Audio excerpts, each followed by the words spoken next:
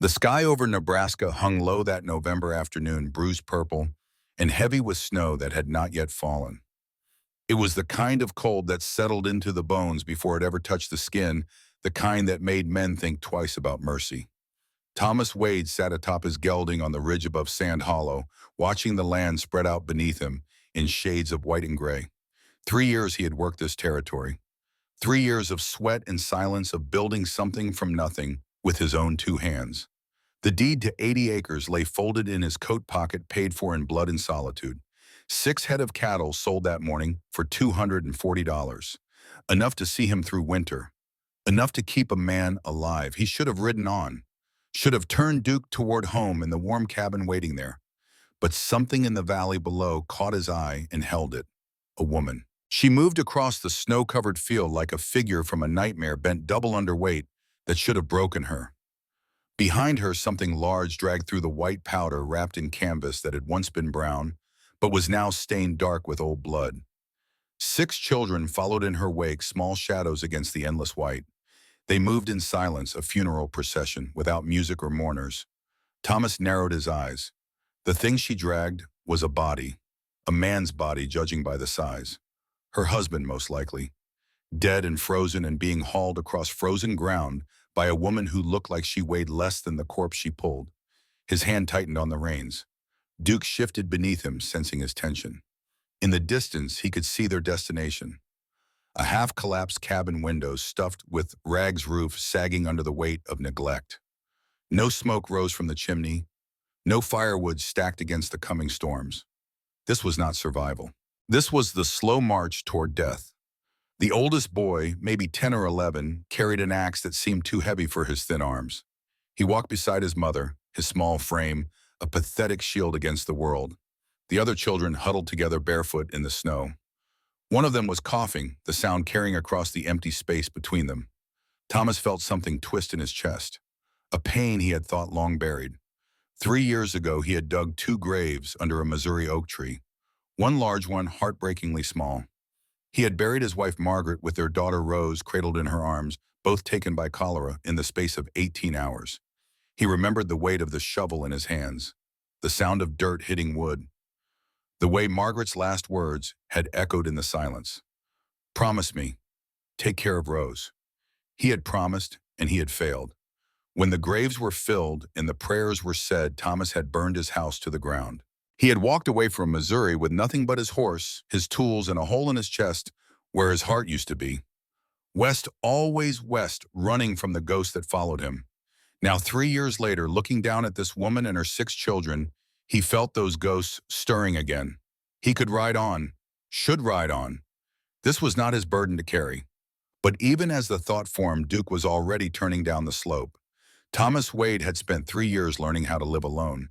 He was about to learn if he remembered how to live with others. The woman heard him coming. She stopped dragging the body and straightened slowly, one hand pressed to the small of her back. Her face was a mask of exhaustion and something harder. Suspicion, fear, the wariness of prey that has learned to expect predators. Thomas stopped his horse 50 feet away, close enough to speak, far enough to show he meant no immediate threat. The boy with the axe stepped forward, placing himself between Thomas and his mother. The weapon shook in his small hands, but he held it steady enough. Brave kid, foolish, but brave. Ma'am, Thomas kept his voice low and even, the tone he used with spooked horses. Looks like you could use some help. We don't need help. Her voice was hoarse, raw from cold or crying or both. But there was iron in it, pride that poverty had not yet broken. Thomas nodded once. His eyes moved past her to the wrapped body, then to the ruined cabin in the distance. No smoke, no light, no life. Your husband, dead 3 weeks, no emotion, just fact. You planning to bury him? Ground's too frozen, can't dig. Thomas looked at the children again. Really looked. The thin faces, the hollow eyes, the way they swayed slightly as if standing upright required more strength than they possessed. The baby in the woman's arms was ominously quiet. You have food. Enough. It was a lie. He could see it in the way her jaw clenched, in the desperate thinness of her children. Ma'am, with respect, you don't have enough for 7 people to make it through winter. That's not your concern. No, Thomas agreed. It's not. He should have left it there. Should have tipped his hat and ridden away.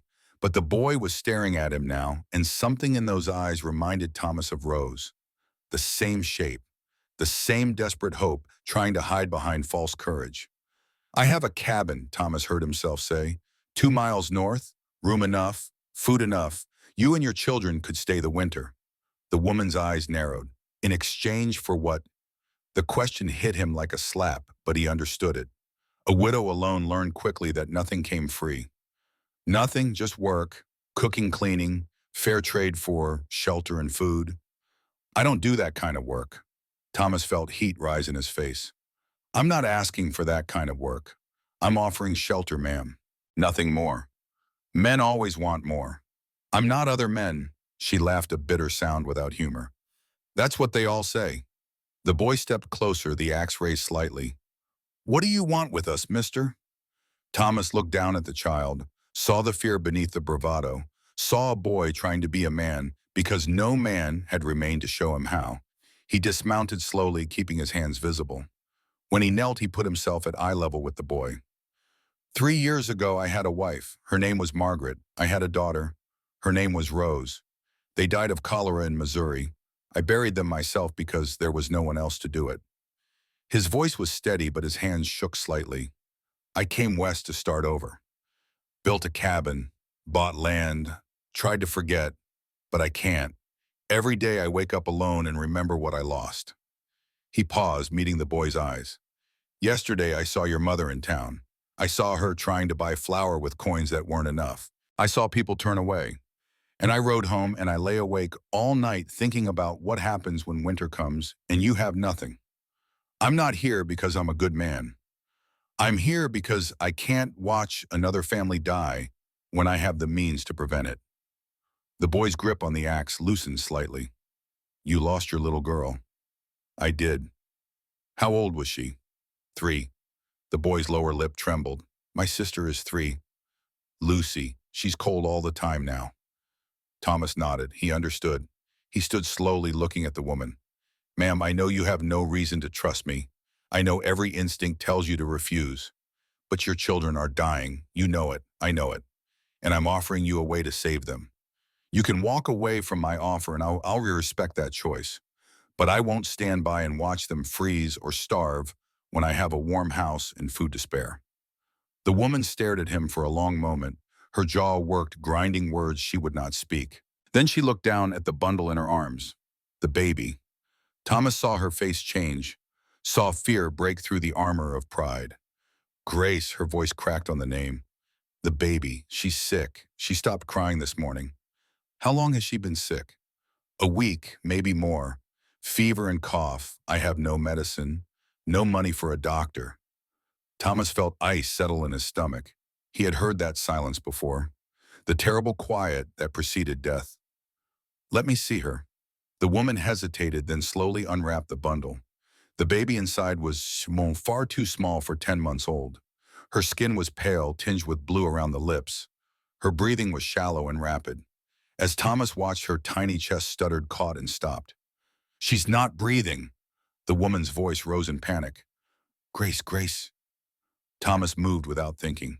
He took the baby from her arms, his large hands cradling the tiny body. He turned her over, supporting her head, and struck her back sharply between the shoulder blades. Once, twice, nothing. He flipped her back over, tilted her head back, pinched her tiny nose, and breathed into her mouth. One small puff, then another. The world narrowed to this moment, this child, this chance to do what he had failed to do 3 years ago. Please, not again. Please, he breathed again. Pressed gently on her chest, breathed. The baby coughed, a weak, wet sound. Then she gasped and air rushed into her lungs. She began to cry, a thin wail that was the most beautiful sound Thomas had ever heard. He held her against his chest, feeling her breathe, feeling her live. His hands were shaking. His eyes burned. Behind him, the woman sobbed openly. The children crowded close, reaching for their sister. Thomas carefully handed the baby back to her mother. Their eyes met, and in that moment, something passed between them. An understanding. A debt created and acknowledged. She needs a doctor. Thomas's voice was rough. Now, she has pneumonia. Maybe worse.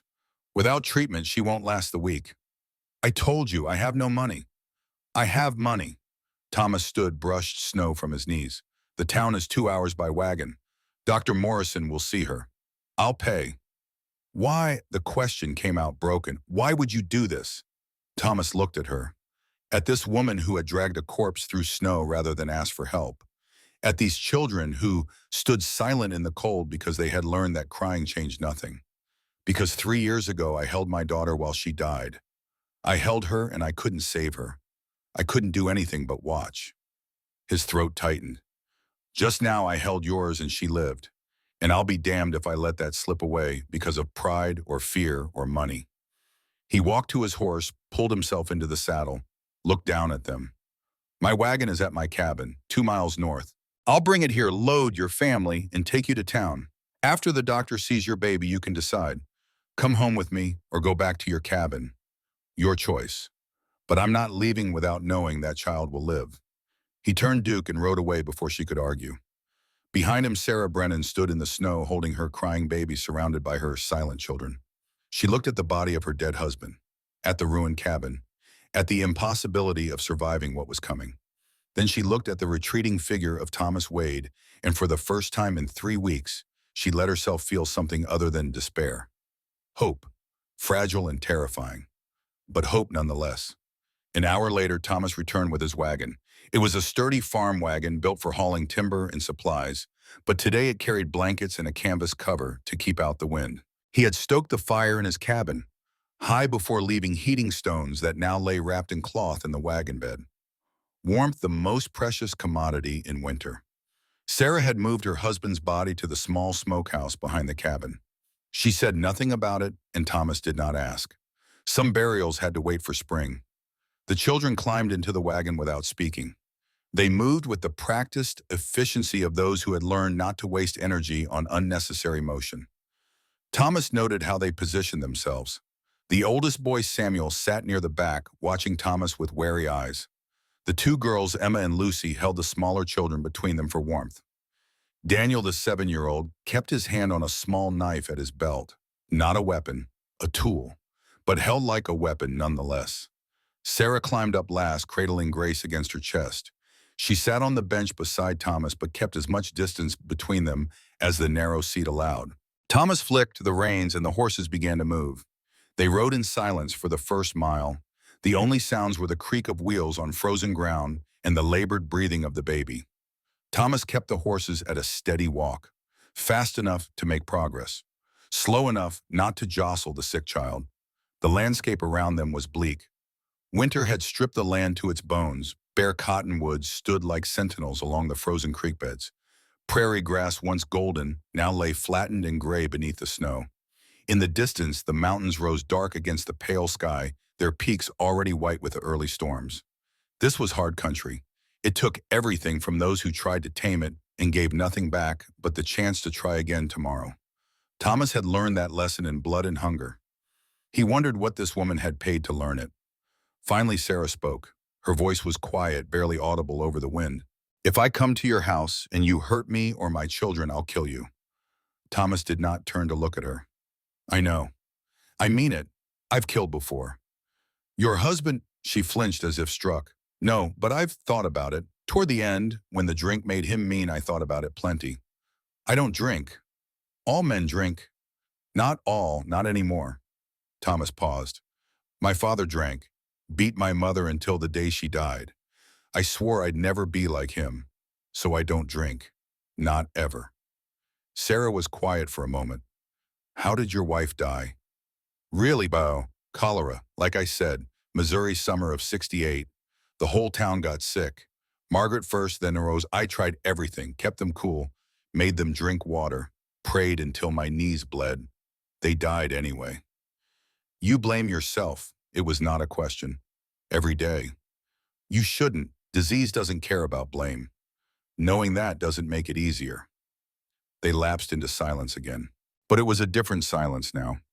Not the silence of strangers, the silence of 2 people who understood loss. The town of Sand Hollow appeared on the horizon as the sun began its descent.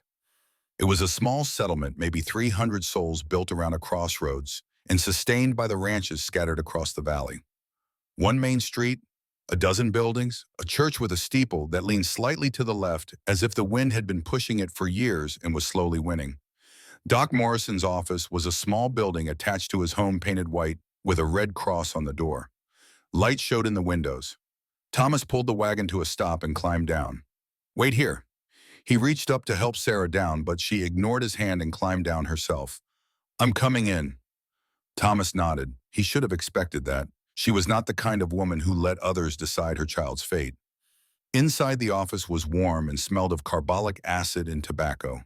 Doc Morrison sat at his desk writing in a ledger. He was a lean man in his late 60s with silver hair and hands that still held steady despite his age. He had been an army surgeon during the war, had seen things that would break lesser men, and had come west to forget. Like Thomas, he was running from ghosts. He looked up as they entered, and his eyes went immediately to the baby in Sarah's arms. "Thomas," he stood moving around the desk. "What have we got here?" "Baby, 10 months old, pneumonia, I think. Stopped breathing about 2 hours ago. I got her started again, but she needs help." Doc Morrison took the baby without hesitation, laid her on the examination table, and began unwrapping her. His face remained neutral, but Thomas saw the tightening around his eyes. "How long has she been sick?" "A week," Sarah said. "Maybe longer. I couldn't afford medicine." "What are her symptoms?" "Fever, cough, won't eat, just sleeps all the time." Doc Morrison listened to the baby's chest with his stethoscope, felt her forehead, examined her throat. When he looked up, his expression was grave. "Pneumonia, advanced, severe malnutrition, dehydration." He paused. "Another day or two, and you would have lost her." Sarah's legs buckled. She caught herself against the table, but Thomas saw the tremor run through her body. "Can you save her?" "With treatment, yes. I'll need to keep her here overnight, maybe longer. Give her medicine, get fluids into her monitor, her breathing." He looked at Thomas. "It won't be cheap." "How much?" $5 plus medicine. It was a fortune. A week's wages for most men. Thomas reached into his pocket without hesitation and counted out $6 silver onto the desk. "For the medicine and your time, and anything else she needs." Doc Morrison took the money, then looked at Sarah. "You'll want to stay with her. I have 5 other children in the wagon. Bring them in. I have a room in back. Not fancy, but warm." Sarah looked at Thomas. He could see the question in her eyes, the calculation, the weighing of debts and obligations. "It's all right," Thomas said quietly. "Stay with your daughter. I'll bring the others in, then come back in the morning." "Where will you go?" "Home. I have livestock to tend." "But the snow." "I've ridden through worse." Doc Morrison cleared his throat. "Thomas, there's a storm coming. Big one. You won't make it home before it hits." "I'll make it." "You'll die trying. Stay in town. Sleep in my barn if you have to." Thomas looked out the window. The sky had darkened considerably in the last hour. The wind had picked up, rattling the shutters. Doc was right. Riding home now would be suicide. "All right." He looked at Sarah. "I'll be at the boarding house if you need me." He turned to go, but her voice stopped him. "Thomas." He looked back. "Thank you." 2 words, simple, but they carried the weight of everything unsaid. Gratitude, confusion, the beginning of trust. Thomas nodded once and left. Outside, the storm was building. The wind cut through his coat like knives, and the first snowflakes were beginning to fall. Large, heavy flakes that promised a long night. He helped the other children out of the wagon and into Doc Morrison's house. They moved silently, eyes wide, taking in the warmth and light, with the wonder of children who had forgotten such things existed. Emma, the 9-year-old girl, looked up at him as she passed. "Is Grace going to die?" Thomas knelt beside her. "No, the doctor is going to make her better." Promise? He wanted to promise, wanted to give this child the certainty she craved. But he had made promises before, and they had turned to ash in his mouth. "I can't promise, but I believe it. And sometimes belief is all we have." Emma nodded solemnly as if he had said something profound. Then she took her siblings inside. Thomas stood in the falling snow, watching the light in Doc Morrison's window. Inside, Sarah would be sitting with her sick baby surrounded by strangers, depending on the charity of a man she did not know. And Thomas was standing in the street, having just spent a week's income on people he had met only hours ago, preparing to spend the night in a boarding house instead of his own warm cabin. He should feel regretful. foolish, used. Instead, for the first time in 3 years, he felt something close to peace. The boarding house was run by a widow named Mrs. Patterson, a formidable woman in her 50s, who charged fair prices and asked no questions. Thomas paid for a room and climbed the narrow stairs to a small chamber that smelled of lye soap and old wood. He did not sleep. He lay on the hard bed listening to the wind howl and the snow pelt against the window and thought about the choices that had led him here. 3 years of solitude. 3 years of working from dawn to dusk, speaking to no one, building walls of silence around the aching emptiness inside him. He had told himself it was healing. That time and distance would eventually fill the void Margaret and Rose had left. But tonight, holding that dying baby feeling, her breathe again, he had felt something shift. The walls had cracked. Light had gotten in. He was terrified. Caring meant risking. Risking meant losing. And he had already lost everything once. He did not think he could survive it again.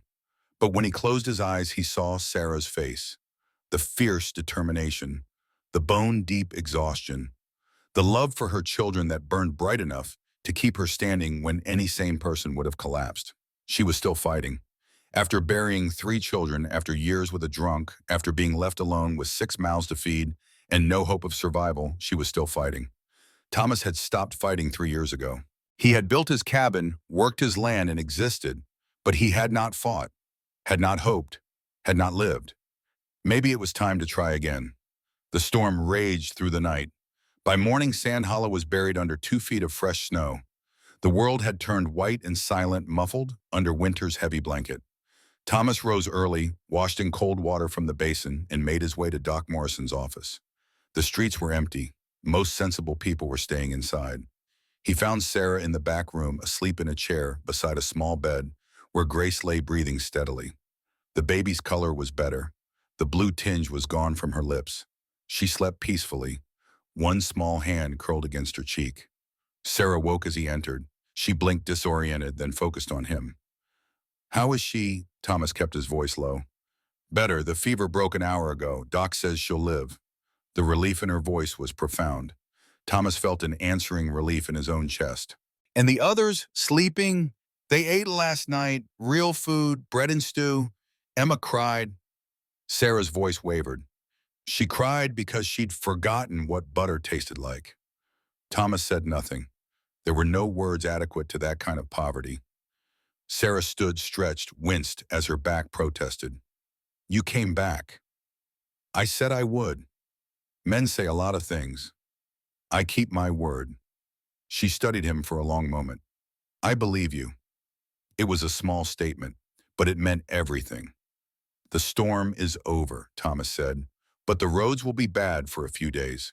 You and your children can stay here, or you can come with me. If you come, you work for your keep. Cooking, cleaning, mending. Nothing more. You sleep in the cabin. I sleep in the barn. You want to leave, you leave. No questions. No obligations beyond honest work for honest shelter." Sarah looked at her sleeping daughter. At her other children visible through the doorway, still curled together for warmth despite the fire in the hearth. At the future stretching out before them, bleak and impossible.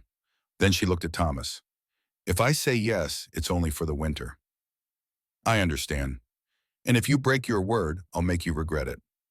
"I wouldn't expect anything less." Sarah took a deep breath, let it out slowly. "All right, we'll come." Thomas nodded. It was done. For better or worse, his 3 years of solitude were over. "I'll bring the wagon around. Doc Morrison can keep Grace a few more days until she's strong enough to travel. The rest of you can come today." He turned to go, but Sarah's voice stopped him again. "Thomas, why are you really doing this?" He paused in the doorway, considered lying, considered giving her the easy answer about charity and Christian duty. Instead, he told her the truth. "Because for 3 years I've been half dead, going through the motions. Building a life I didn't want on land, that means nothing to me. And yesterday when I saw you and your children, I saw what happens when you give up. When you stop fighting." He looked back at her. "You haven't given up, even when you had every reason to. And I guess I want to remember what that looks like, what it feels like to fight for something again." Sarah's eyes were bright with unshed tears. "We might not make it, even with your help." "Maybe not, but we'll try. And trying is more than I've done in a long time. Outside, the sun broke through the clouds, turning the snow-covered world into a field of diamonds. Thomas walked to the livery stable, arranged for his wagon, and began preparing for the journey home. He was bringing 7 people into his life, 7 strangers who would disrupt his carefully maintained isolation, 7 souls who could break his heart all over again. He should be afraid. Instead, as he harnessed the horses and loaded the wagon with supplies, Thomas Wade found himself whistling. A tuneless melody he had not heard since Margaret died. The sound startled him. He stopped, listened to the silence, then started whistling again. Hope, he decided, was a dangerous thing. It made you believe in possibilities, made you take chances, made you vulnerable. But maybe after 3 years of safe numbness, vulnerable was exactly what he needed to be. By noon, the wagon was ready. The children were bundled in blankets Doc Morrison had provided. Sarah sat beside Thomas on the bench, her face turned toward the road ahead. As they left Sand Hollow behind, heading north toward Thomas's cabin, in an uncertain future, neither of them spoke. There was nothing left to say. The decision was made. The path was chosen. Whatever came next, they would face it together. And in the back of the wagon, 5 children slept exhausted and fed and warm for the first time in weeks. They did not know where they were going, did not understand the bargain their mother had struck. They only knew that the man driving the wagon had saved their sister's life. And that was enough. The last of the storm clouds cleared as they reached the boundary of Thomas's land. Sunlight streamed across the valley, illuminating the cabin that stood alone against the vast white landscape. It was a simple structure. Log walls, stone chimney, a covered porch facing south. Not grand, but solid, built to last. Sarah looked at it and felt something loosen in her chest. It was not much, but it was more than she had dared hope for. Thomas stopped the wagon in front of the cabin. "Welcome home," he said quietly. Sarah looked at him sharply. "It's not home, it's shelter, for the winter." "Of course, Gustavo." But there was something in his eyes, something that said he did not quite believe her, that maybe he saw what she could not yet admit to herself. That running had to stop somewhere. That winter could not last forever. That sometimes when you stopped fighting alone and accepted help, you found something you had not known you were searching for.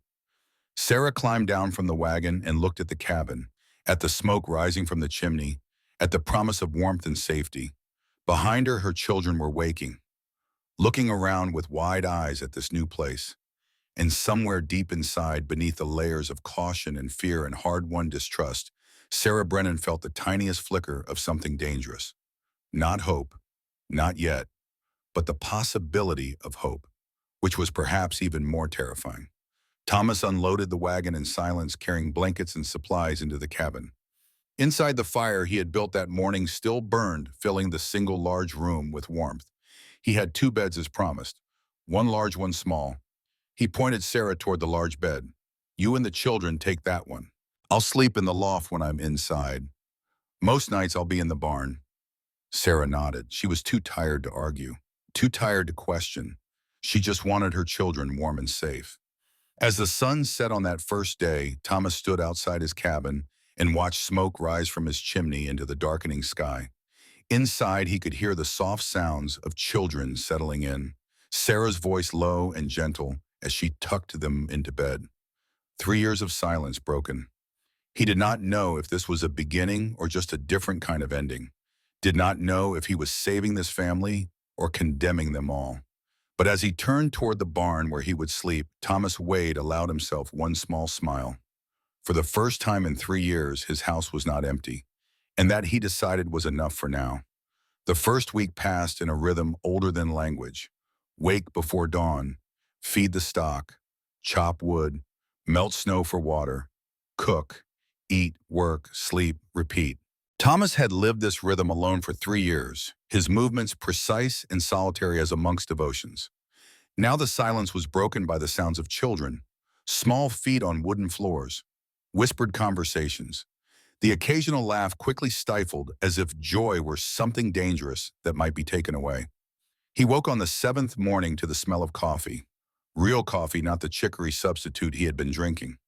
He lay in the barn loft for a moment, disoriented, before remembering. Sarah had found his hidden store of beans, the good ones he had been saving for some occasion that never came.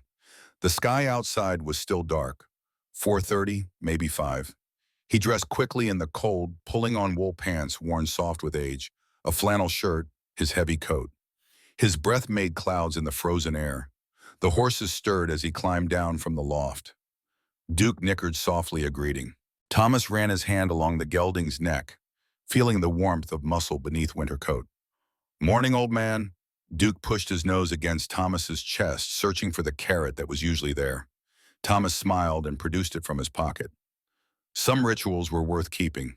He fed all 4 horses their morning grain, a half-gallon of oats, each measured precisely. In winter, when the work was hard and the cold constant, the horses needed fuel the same as men did. He checked their hooves for ice buildup, cleaned out the stalls, spread fresh straw. The cattle were next, 12 head now down from the 18 he had started the year with. He had sold 6 to buy winter supplies and pay Doc Morrison. The remaining dozen were his insurance against starvation. 8 Holsteins for milk, 4 Texas Longhorns for beef if things got desperate. They stood in the shelter he had built on the north side of the barn, protected from the worst of the wind. Steam rose from their bodies in the pre-dawn cold. Thomas forked hay into their trough, checked the water trough. The surface had frozen overnight. He broke through the ice with the blunt end of an axe, watching chunks float in the dark water below. The milk cows needed attention. He pulled up a stool beside the first one, a patient old girl named Bess, and began the familiar rhythm. Squeeze and pull, squeeze and pull. The milk hissed into the bucket in steady streams. 3 gallons from 4 cows, enough for drinking and butter and cheese. By the time he finished the morning chores, the sky was beginning to lighten. Gray dawn, the sun still hidden behind the mountains to the east.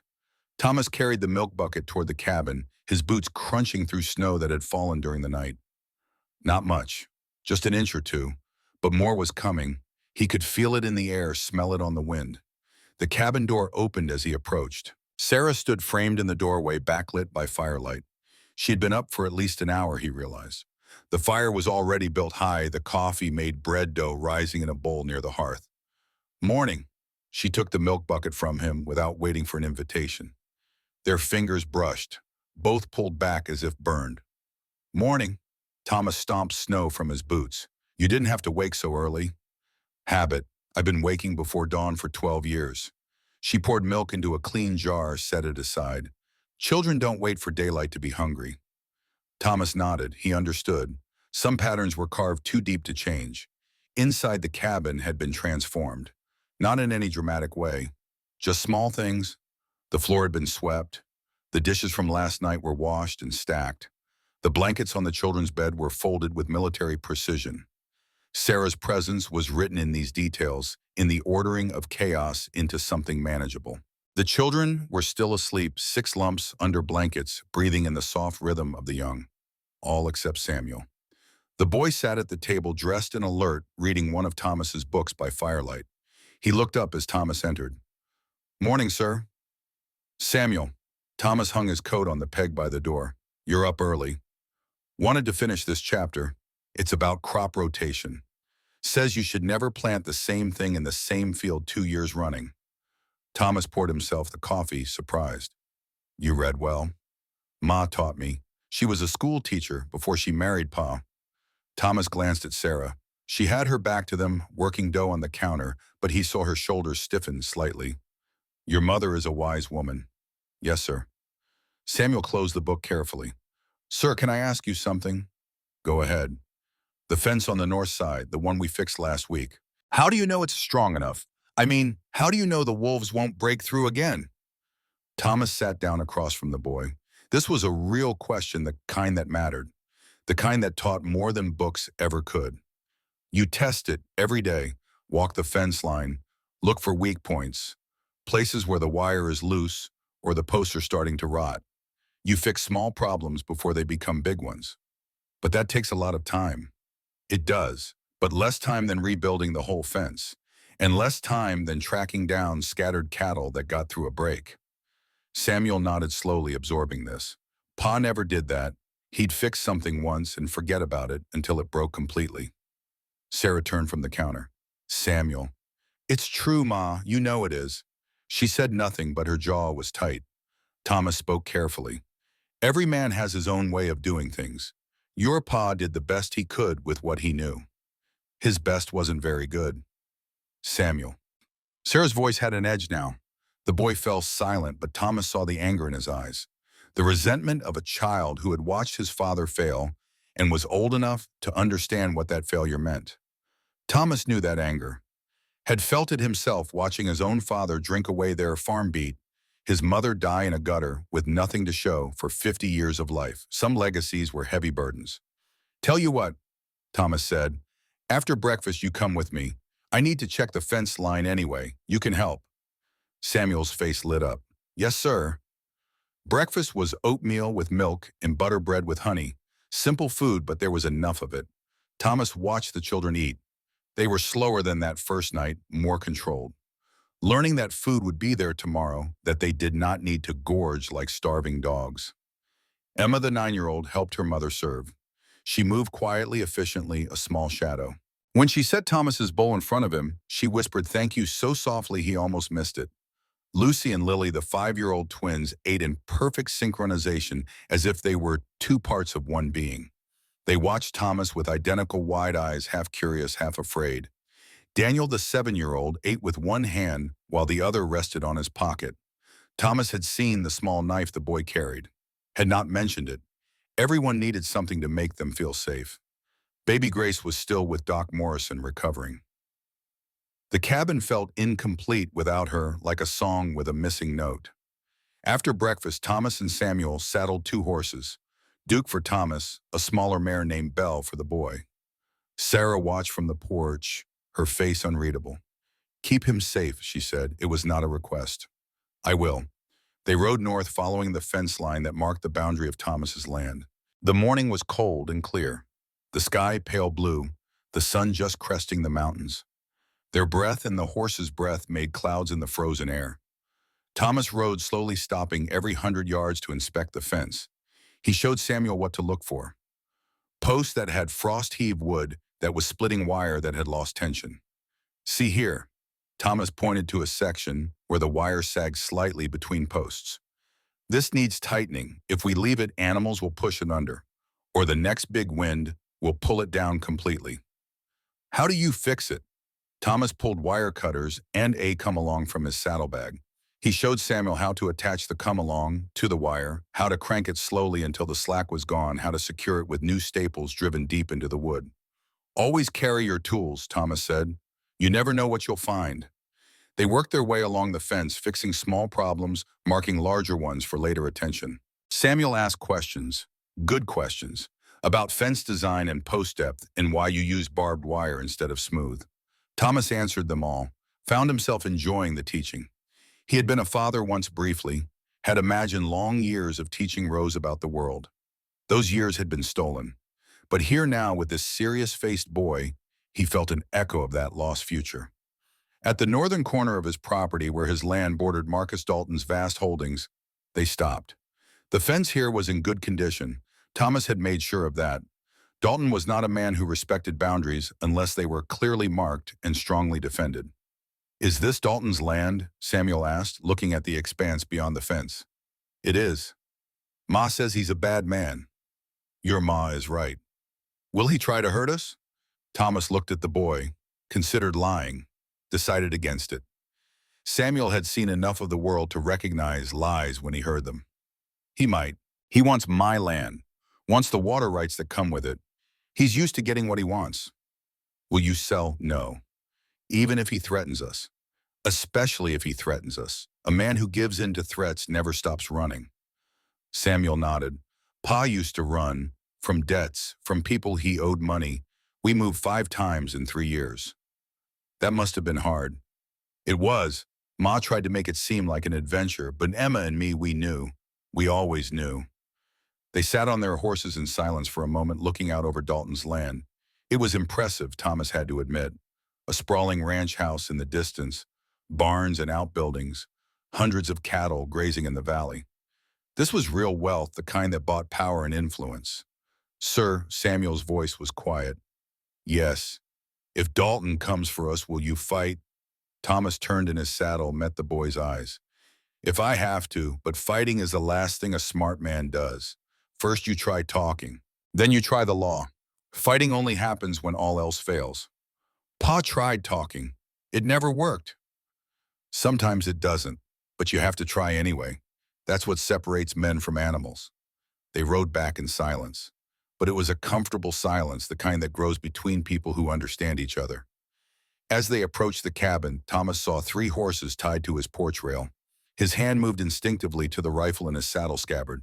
"Get behind me," he told Samuel, "but I can help." "You can help by doing what I say. Now get behind me."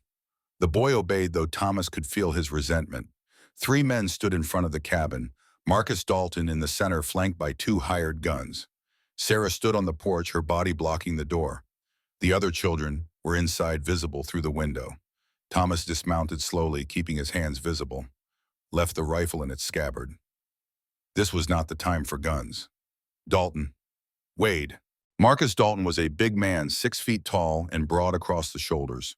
42 years old and hard as the land he owned. He dressed well, expensive boots, tailored coat, a watch chain visible across his vest. This was a man who had money and wanted everyone to know it. "Heard you picked up some strays." "Not your concern.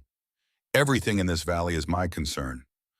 Dalton's eyes moved as Sarah lingered, especially when a single man starts living with a woman not his wife. People talk. Thomas felt heat rise in his neck. Let them talk. The good people of Sand Hollow don't approve of sin, Wade. Might be they decide you're not fit to own land here. I'm not sinning. Mrs. Brennan works for me, cooking and cleaning. That's all. That's what you say, but who's to prove it? Dalton smiled. It was not a friendly expression. Course, if you sold me your land, you could move somewhere nobody knows you. Start fresh. I'm not selling. I'm offering $500. More than fair. The answer is no. Dalton's smile faded. You're making a mistake. That's my right. Is it? Dalton stepped closer. His 2 men moved with hands near their guns. See, Wade, you don't understand how things work here. I own this valley, the bank, the sheriff, the land office. When I want something, I get it, one way or another. Thomas held his ground. Are you threatening me? I'm educating you. There's a difference. Then let me educate you. Thomas kept his voice level, but there was steel in it. This is my land, bought and paid for, title recorded at the county seat. You want it, you'll have to kill me for it, and I don't die easy. The 2 gunmen shifted hands, moving toward their weapons. But Dalton raised a hand, stopping them. Easy, boys. Mr. Wade is just being foolish. He'll learn. He turned back to Thomas. You know what I heard about you, Wade? I heard your wife and kid died back in Missouri. Cholera, they said. But I also heard you were working a claim in the mining district. Left them alone while you were off chasing gold. They got sick. You weren't there. By the time you came back, they were dead. Thomas went very still. Where did you hear that? I hear lots of things. Point is, seems to me, you got a history of taking on more than you can handle. Letting people down. Might be you're doing it again. The words hit like fists. Not because they were entirely true, but because they were close enough to hurt. Thomas had been working. Not mining, but working. Trying to earn money for medicine when Margaret got sick. He had come home to find her dying, had watched Rose follow her mother into death. The guilt of that had followed him west, would follow him to his grave. Get off my land, Dalton laughed. Or what if you'll shoot me in front of witnesses, in front of children? He shook his head. You're not a killer, Wade. You're a farmer, and farmers always lose to ranchers. That's just the way of things. He turned to leave, then paused, looked at Sarah. Ma'am, you seem like a decent woman. Hate to see you tied to a sinking ship. You ever want real protection, real security for your children? You come see me. I'm always willing to help a lady in distress. Sarah's voice was cold. I'd rather freeze than take your help. Dalton's face hardened. You might get that chance. He mounted his horse. His men did the same. They rode away slowly, taking their time, showing they were not afraid or rushed. Thomas stood watching until they were out of sight. His hands were shaking. Not with fear, with rage. Samuel came up beside him. Are you all right, sir? Fine. He's a liar. What he said about your wife. It's not true, is it? Thomas looked down at the boy. Parts of it are. I was working when Margaret got sick. I wasn't there when she needed me. That part is true. But you came back. You tried. Trying isn't always enough. What as Sarah stepped down from the porch. You should have shot him. Thomas turned to her. Then what his men shoot me? They shoot you. Your children become orphans. For what land? For dignity. Dignity doesn't keep you warm, doesn't feed children. I've got no use for dignity that costs lives. So you'll just let him threaten us. I'll deal with him, my way, not his. Sarah stared at him for a long moment. Then she turned and went back in the east, slamming the door behind her. Samuel looked up at Thomas. She's mad. She has a right to be. What are we going to do? Thomas looked at the boy, at the cabin, at the land he had worked so hard to build into something. We're going to keep working, keep building. Dalton wants me scared, wants me to make a mistake, so I'm not going to. I'm going to be so careful, so deliberate, that when he finally tries something, I'll be ready. And if he tries something before you're ready, then we pray I'm a faster learner than he thinks. That night after the children were asleep, Sarah came out to the barn. Thomas was repairing a harness by lamplight, his hands working the worn leather with practiced ease. She stood in the doorway, a shawl wrapped around her shoulders against the cold. I shouldn't have said that about shooting him. Thomas did not look up from his work. You meant it. I did, but it was still wrong. You were right. About dignity not being worth dying for. I didn't say it wasn't worth dying for. Just said I wasn't going to die for it today. Tomorrow maybe, but not today. She stepped inside, closed the door against the wind. What he said about your wife, is it true? Parts of it. Will you tell me? Thomas set down the harness, looked at her. In the lamplight, her face was softer than he had seen it, less guarded. I was building a cabin, about 10 miles from town. Had a job cutting timber. Good money. I'd work all week, come home on Saturday. Margaret and Rose would be waiting. We had a good life. He paused, remembering. That last week, I should have been home Thursday, but the foreman offered double wages if I'd stay through Saturday. Margaret said to take it. We needed the money, so I stayed. And she got sick. Thursday night, according to the neighbors. They didn't tell me because they thought I was already on my way home. By the time I got there Saturday morning, she was dying. Rose was already gone. Sarah was quiet for a moment. You blame yourself. Every day. For what? For working, for trying to provide, for choosing money over presents, for thinking I had more time. We all think we have more time. Sarah's voice was soft. My third child, a boy. I felt the labor pains start in the morning. Thought I had 8 hours. Sent William to town for the midwife. She didn't come. He got drunk instead. By the time he came home that night, the baby was dead. I'd been alone the whole time. Thomas looked at her, saw the pain she carried, the same weight he bore. I'm sorry. Don't be. I stopped blaming William a long time ago. He was weak. Weak men do weak things, but I blame myself for marrying him, for not seeing what he was before it was too late. You can't see the future. No, but you can see character. I chose to ignore what was right in front of me because I wanted to believe love could fix him. It couldn't. Love doesn't fix broken people. They have to want to fix themselves. Did he want to fix himself? Sarah shook her head. He wanted to stop feeling. That's different. The drink let him forget. Forget what he'd lost, what he'd failed to be. And every day he forgot a little more until there was nothing left but the drinking. They sat in silence for a while. The lamp flickered. Outside wind rattled the barn walls. Why are you really here? Thomas asked. In my barn at this hour. Because I needed to know if I should be afraid of you. And I don't think I should. You're broken like me, but you're not cruel. And you're not weak. That's enough. She stood to leave, then paused at the door. Thomas, what Dalton said about people talking. He's right, they will. Already are, most likely. I don't want that to hurt you. I've been hurt worse. I'll survive. Will you, or will you just run again? Because if running is your plan, tell me now, before my children get attached. Thomas met her eyes.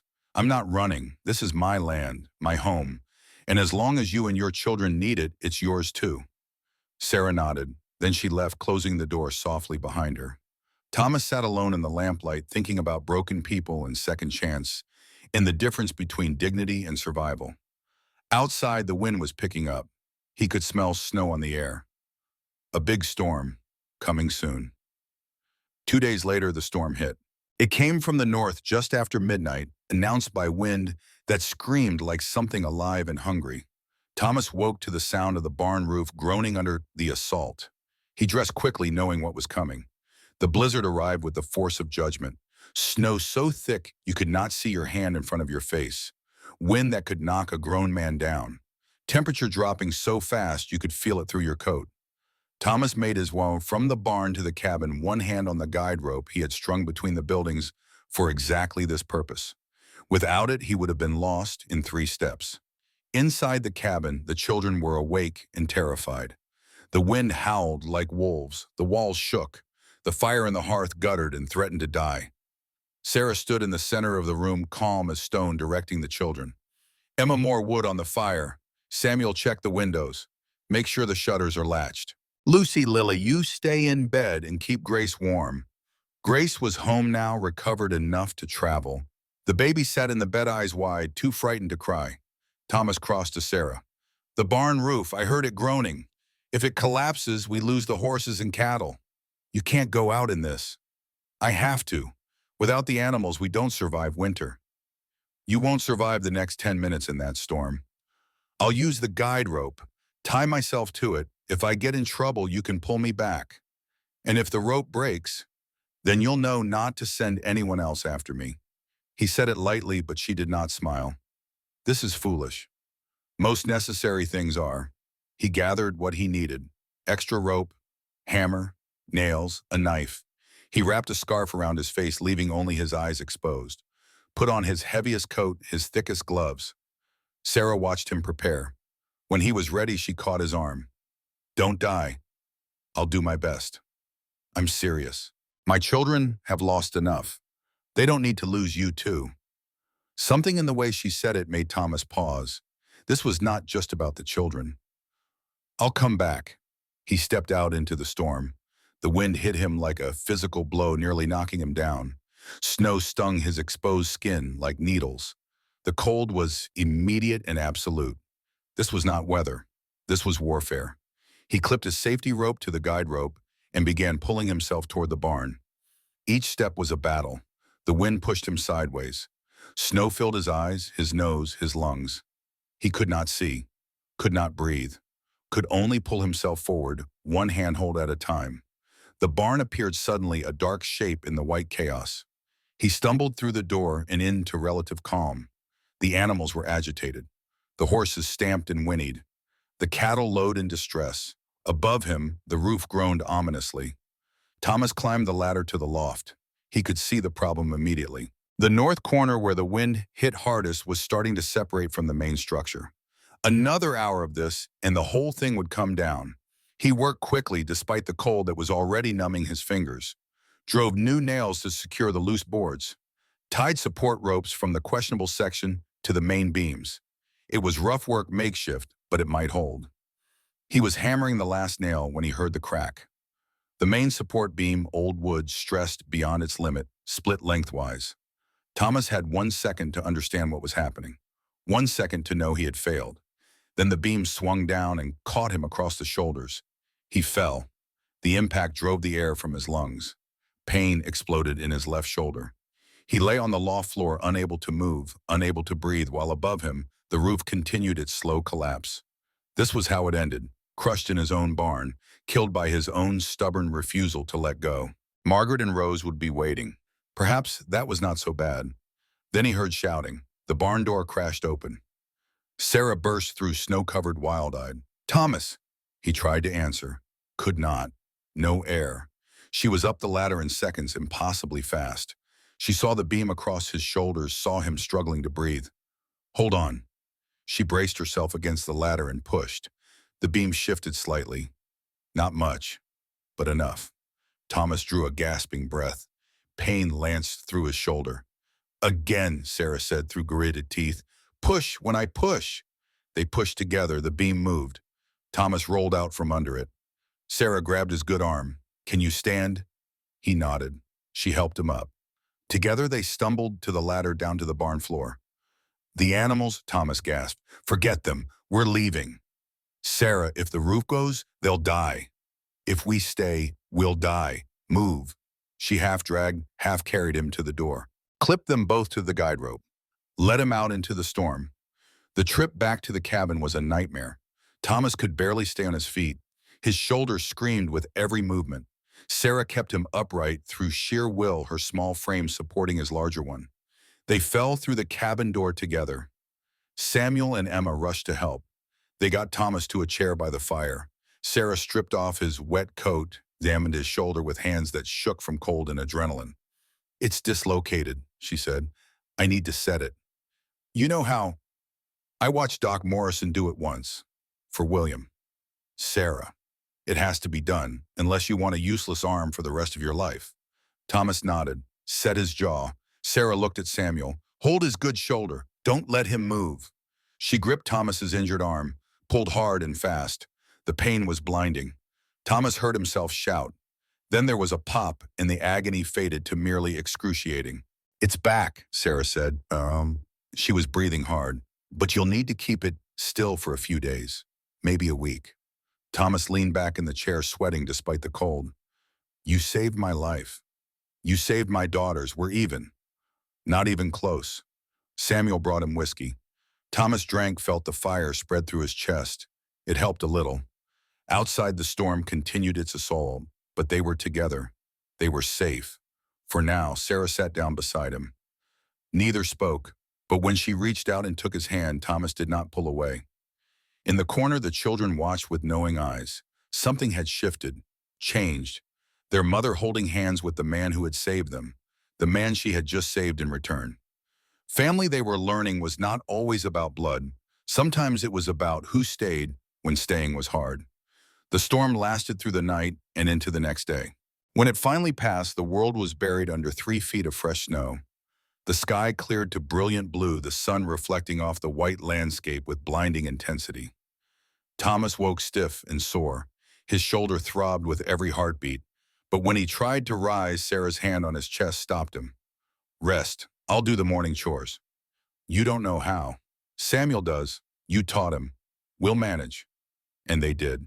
Thomas watched through the window as Sarah and Samuel made their way to the barn. They were gone for 2 hours. When they returned, Samuel was grinning with pride. We fed everyone. Check the roof. The beam you braced is holding. Thomas felt a swell of something unexpected. Pride. Relief. Something else he could not name. You did good. Sarah helped. She's strong for a woman. Sarah snorted. I'm strong for anyone. Don't let my size fool you. That afternoon, Thomas forced himself up. His shoulder was heavily bandaged, strapped to his chest. He could not use his left arm. But he could walk. He made his way outside to check the property. The storm had done damage. A section of fence was down. Snow had drifted against the cabin walls, nearly covering the windows. The chicken coop had lost its roof entirely, but they had survived. He was surveying the damage when he saw them. Cattle, grazing on his north field, not his cattle. His were all accounted for safe in the barn shelter. These were Dalton's cattle, 12 head of prime stock, and in the snow beside them, paper nailed to a fence post. Thomas pulled it down, read it. His face went hard. Sarah came up beside him. What is it? A legal notice. From Dalton's lawyer. Says his cattle broke through the fence during the storm and are now on my land. Under territorial law, I'm required to feed and care for them until he reclaims them. If anything happens to them, I'm liable for damages. That's absurd. It's the law, designed to help neighbors in trouble. But Dalton isn't in trouble. This is a trap. Sarah looked at the cattle, at the notice, at Thomas. What will you do? Thomas crumpled the paper in his fist. I'm going to think, because Dalton wants me to react, wants me angry and stupid. So I'm going to be calm and smart, and I'm going to find a way out of this that doesn't cost me everything. He turned back toward the cabin, stopped, looked at Sarah. Thank you for last night, for not letting me into that barn. Sarah moved his eyes. I couldn't let you, Dee. My children need you. And you, she paused, then quietly, me too. It was the first time she had admitted it, the first crack in her armor. Thomas nodded, did not press. Some things needed time. That night, he sat at the table with pen and paper, writing a letter to Sheriff Cooper, explaining the situation, asking for guidance. Samuel sat across from him, watching. What are you doing? What you do before you fight. You establish the facts, make a record. So when this goes to court, I can prove what happened. Will it go to court? Probably. Dalton wants my land. He'll use every tool he has to get it. Why does he want it so much? Thomas set down his pen. See that creek that runs through my property? That's water. In this territory, water is worth more than gold. Whoever controls the water controls the valley. Dalton has most of it, but not all. I have this section, and as long as I have it, his power is limited. So it's not personal. It's always personal, but it starts with water. Samuel was quiet for a moment. Then, if you lose, what happens to us? Thomas looked at the boy, at this child who had lost his father, who had learned not to trust men, who was slowly, carefully learning to trust again. I'm not going to lose, but if you do, then we'll figure something out, together. But I'm not planning on losing Samuel. I've lost enough. I'm done with that. The boy nodded, seemed satisfied. Outside, Dalton's cattle grazed on Thomas's hay, eating through his winter stores. Every day they stayed was a day closer to starvation. Every day was a tightening noose. But Thomas had faced death before, had looked it in the eye and walked away. He would find a way through this. He had to, because now he had something to fight for. Not just land, not just pride. He had 7 people depending on him. 7 reasons to be smart instead of strong. 7 reasons to survive. And for the first time in 3 years, Thomas Wade discovered that having something to lose made him more dangerous, not less. Because a man with nothing to lose is reckless, but a man protecting his family is relentless. And relentless in the end always wins. Sheriff Daniel Cooper arrived 3 days after Thomas sent his letter. He rode up to the cabin just past noon, his horse picking its way carefully through the snow-packed trail. Cooper was a lean man in his early 50s, with gray threading through his dark hair, and eyes that had seen too much of human nature to be surprised by any of it anymore. Thomas met him at the door. His shoulder was still strapped, but he could move without wincing now, healing slowly. Sheriff? Thomas. Cooper dismounted, tied his horse to the porch rail. Got your letter. Thought I'd come see for myself. They walked to the north field where Dalton's cattle grazed contentedly on Thomas's hay. 12 head of prime stock, each one eating through winter supplies that could not be replaced. Cooper studied the scene. The broken fence section, the cattle, the legal notice still nailed to the post, weathered now, but readable. Convenient break, Cooper said. Too convenient. You're saying Dalton did this deliberately. I'm saying the fence was fine 2 days before the storm. I checked it myself. Then the storm hits, and suddenly there's a break, right where Dalton's cattle can walk through, and he's got a legal notice ready the next morning. Yes, Sheriff, I'm saying this was deliberate. Cooper pulled the notice down, read it carefully. Says here you're required to feed and care for these animals until Dalton reclaims them. That you're liable for any damage or loss. I know what it says. Do you know the law it's citing? Territorial Livestock Protection Act of 1867, Section 4, Paragraph 2, says any landowner who finds stray livestock on their property during winter months is required to provide basic care until the owner can retrieve them. Cooper raised an eyebrow. You've been studying. I've been preparing. There's a difference. Smart. Cooper folded the notice, tucked it in his pocket. Here's the problem, Thomas. That law is real, and it's enforceable. If anything happens to these cattle, Dalton can sue you for their value. At current market prices, that's about $60 a head, $720 total. Thomas felt his stomach tighten. $720, more than he had, more than his land was worth. And if I can prove he broke the fence deliberately, can you prove it? I can prove the fence was intact 2 days before the break. That's not the same as proving Dalton cut it. Unless you saw him do it, unless you have witnesses, it's your word against his. And he's got lawyers. Good ones. Thomas looked at the cattle, at his depleting hay stores, at the trap closing around him. So what do I do? Cooper was quiet for a moment. Then, you ever heard of counter notification no? It's a legal principle, not common but valid. If you believe property has been placed on your land illegally, you can file a counter notification with the Territorial Land Office. Basically, you're notifying them that you dispute ownership and are declaring the property abandoned. I don't understand. These cattle are on your land. Dalton hasn't retrieved them. Under territorial law, if livestock remains unclaimed on private property for more than 10 days, the landowner can declare them abandoned and claim them as compensation for care and feeding. Thomas stared at him. You're saying I can take his cattle? I'm saying the law allows for it. Whether you should is a different question. Why wouldn't I? Because Dalton will fight it. He'll claim he couldn't retrieve them due to weather. He'll drag it through court. And while you're in court, you're not working, not earning, not surviving. Cooper paused. But here's the thing. If you file that notification, you put him on the defensive. He has to prove he tried to retrieve them, has to show good faith effort. And from what I can see, he hasn't made any effort at all. Thomas felt something shift. This was leverage. Not much, but something. How do I file? Ride to the land office in Sterling, 30 miles south. File in person. Cost $2. They'll issue a notice which I'll serve to Dalton personally. Then he's got 10 days to retrieve the cattle or lose claim to them. And if he retrieves them before the 10 days, then you're back where you started, but at least you're not feeding them anymore. Thomas nodded slowly. This was not victory, but it was not surrender either. It was what his father would have called a fighting retreat. You gave ground, but you made the enemy pay for every inch. I'll ride tomorrow. Good. Cooper mounted his horse. Thomas, one more thing. The talk in town about you and Mrs. Brennan, it's getting louder. Let it get louder. Some folks are saying it's not proper. A single man and a widow living together unmarried. We're not living together. She works for me.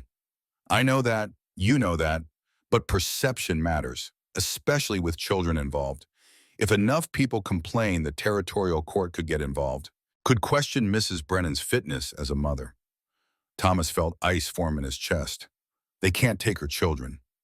They can if they decide she's living in sin. If they decide the children are being raised in an immoral environment. Cooper's face was grim. I'm not saying it's right. I'm saying it's possible. And Dalton knows people, has influence. If he wanted to make trouble for you that way, he could. What are you suggesting? I'm suggesting you think about how to make the situation look more respectable before someone forces the issue. Cooper rode away, leaving Thomas standing in the snow, his mind racing. That night, Thomas sat at the table writing.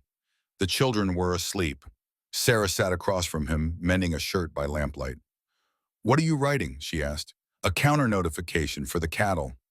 He explained what Sheriff Cooper had told him about the law, about the 10-day rule, about filing at the land office. Sarah listened, her needle never stopping.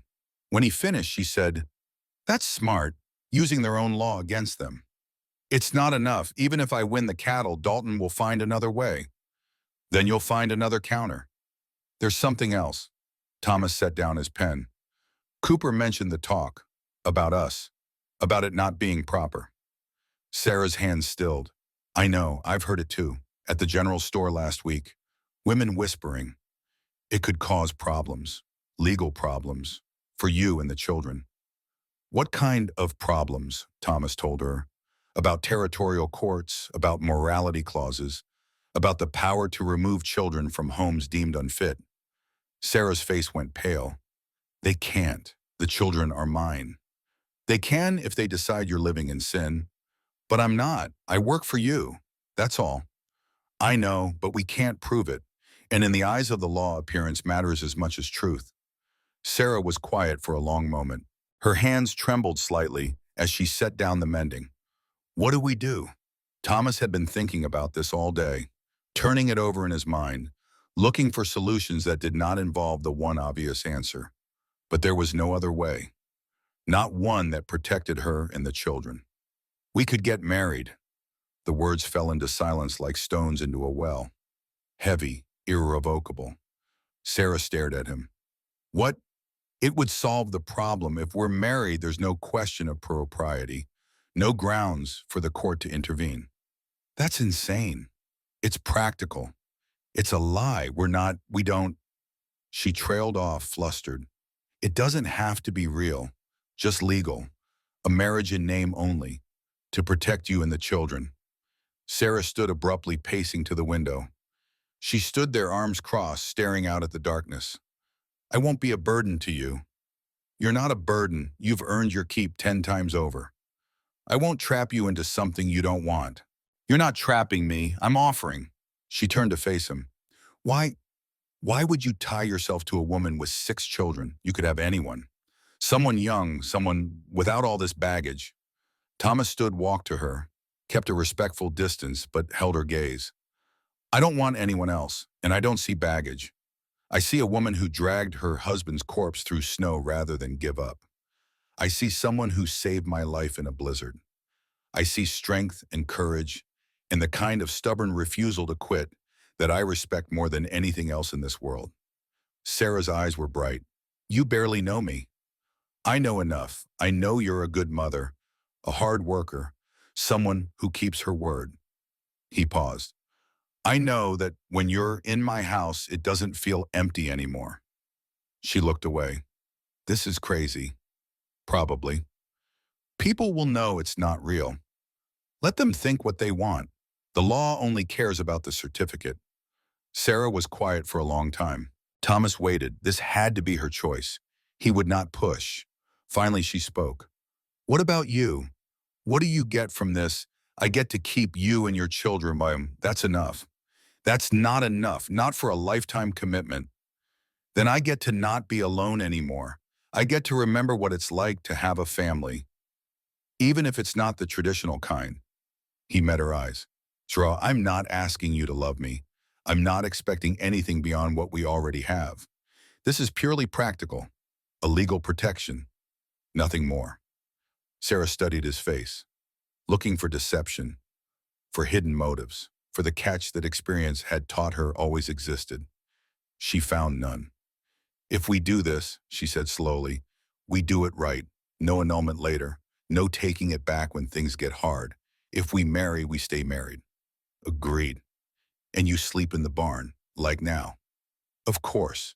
And if you ever try to force yourself on me, I'll kill you. I would expect nothing less. She nodded once. Decision made.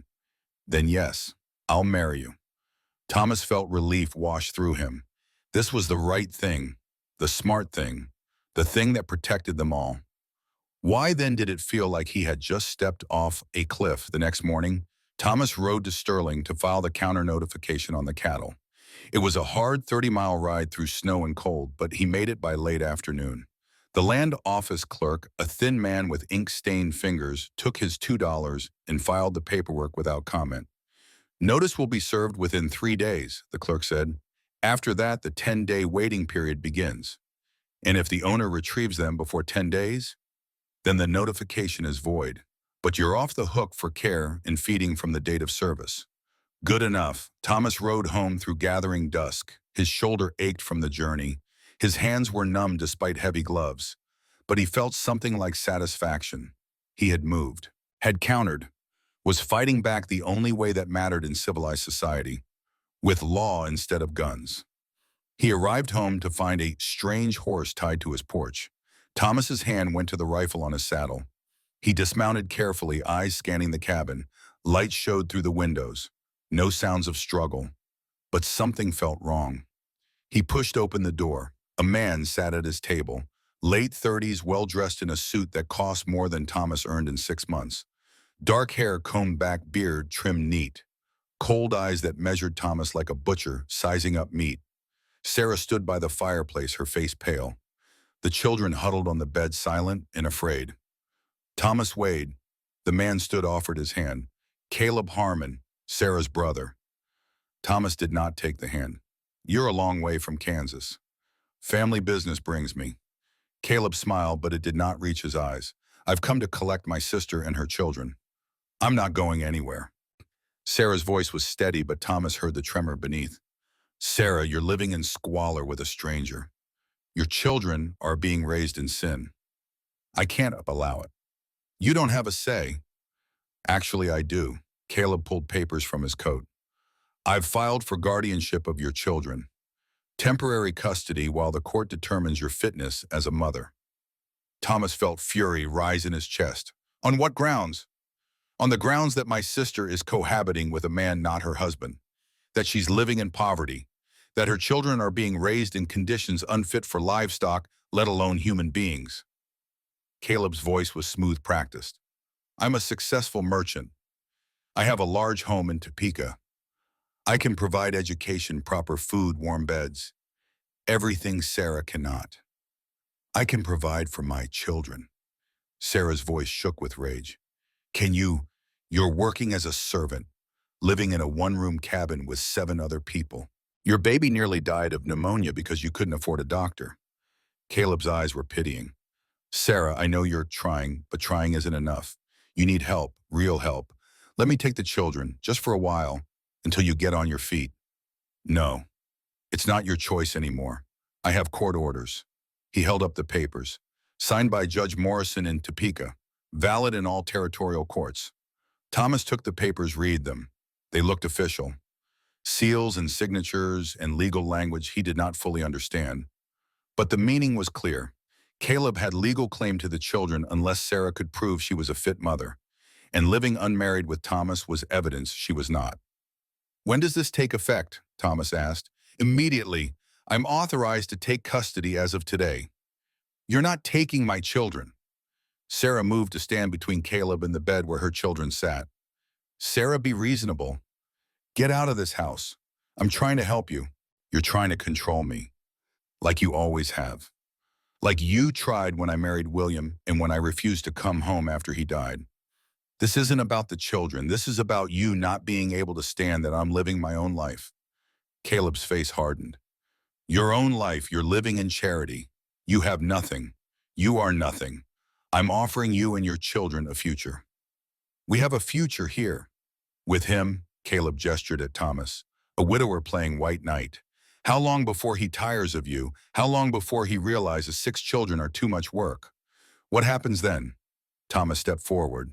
I don't tire easily, and I keep my commitments. Is that why your wife and daughter died alone in Missouri? The room went silent. Thomas felt his hands clench. You know nothing about that. I know you were off chasing gold while they got sick. I know you came home to corpses. I know you ran west to escape your guilt. Caleb's smile was cruel. You're not a savior, Mr. Wade. You're a coward. And I won't let my sister and her children pay for your redemption. Thomas took another step forward. His vision narrowed. His pulse pounded in his ears. One punch. That's all it would take. One solid punch to wipe that smug expression off Caleb Harmon's face. But Samuel's voice stopped him. Don't. Thomas looked at the boy. Samuel stood beside the bed, eyes wide but steady. He wants you to hit him. That's why he's saying those things, so you'll lose control, so he can say you're violent. The boy was right. This was manipulation, calculated cruelty designed to provoke exactly the response Thomas was about to give. He stepped back, forced his hands to unclench. Get out of my house. It's not your house for much longer. I've also filed a claim on Sarah's property, the homestead she and William established. Legally, as her closest male relative, I have rights to administer her deceased husband's estate. That land is worthless. Perhaps, but it's principle. Sarah needs a man to handle her affairs. Since she has no husband, that responsibility falls to me. She's about to have a husband. The words were out before Thomas fully thought them through. Caleb's eyes narrowed. What? We're getting married, Sarah and I, as soon as it can be arranged. Sarah turned to stare at him. He met her eyes, hoping she understood. This was the play, the only counter they had. After a long moment, she nodded. Yes, we're engaged. Caleb laughed. How convenient. A sudden engagement right when I show up with custody papers. The court won't believe that. The court will believe whatever we tell them. We've been planning this for weeks. Ask anyone in town. Ask Sheriff Cooper. Ask Doc Morrison. It was a bluff, a complete fabrication. But Caleb did not know that. Even if you marry, the custody hearing still happens. Marriage doesn't automatically make you fit parents. No, but it makes your case harder. You're arguing Sarah is unfit because she's living in sin. If she's married, that argument disappears. I have other arguments: poverty, inadequate housing, lack of education for the children. Arguments, not proof. We'll see what the judge says. Caleb stared at Thomas for a long moment. Then he turned to Sarah. This won't work, Sarah. I have lawyers. I have money. I have connections all the way to the territorial governor. You have a broken-down cabin and a man playing hero. The children deserve better. The children deserve their mother. Get out. Caleb collected his papers, walked to the door, paused. The hearing is in 2 weeks, Sterling Courthouse. Be there. And Sarah, think carefully. Once the judge rules against you, you'll never see your children again. He left, the sound of his horse fading into the distance. Sarah sank into a chair, shaking. Emma rushed to her, wrapped small arms around her mother. Ma, he can't take us. He can't. No, baby, he can't. But Sarah's voice lacked conviction. Thomas knelt beside her chair. We'll fight this. How he's right. He has lawyers, money, power. What do we have? We have the truth, and we have each other. That won't be enough. Then we'll make it enough. Samuel came to stand beside Thomas. Will you really marry Ma? If she'll have me. Do you love her? The question was direct, childish in its simplicity, devastating in its honesty.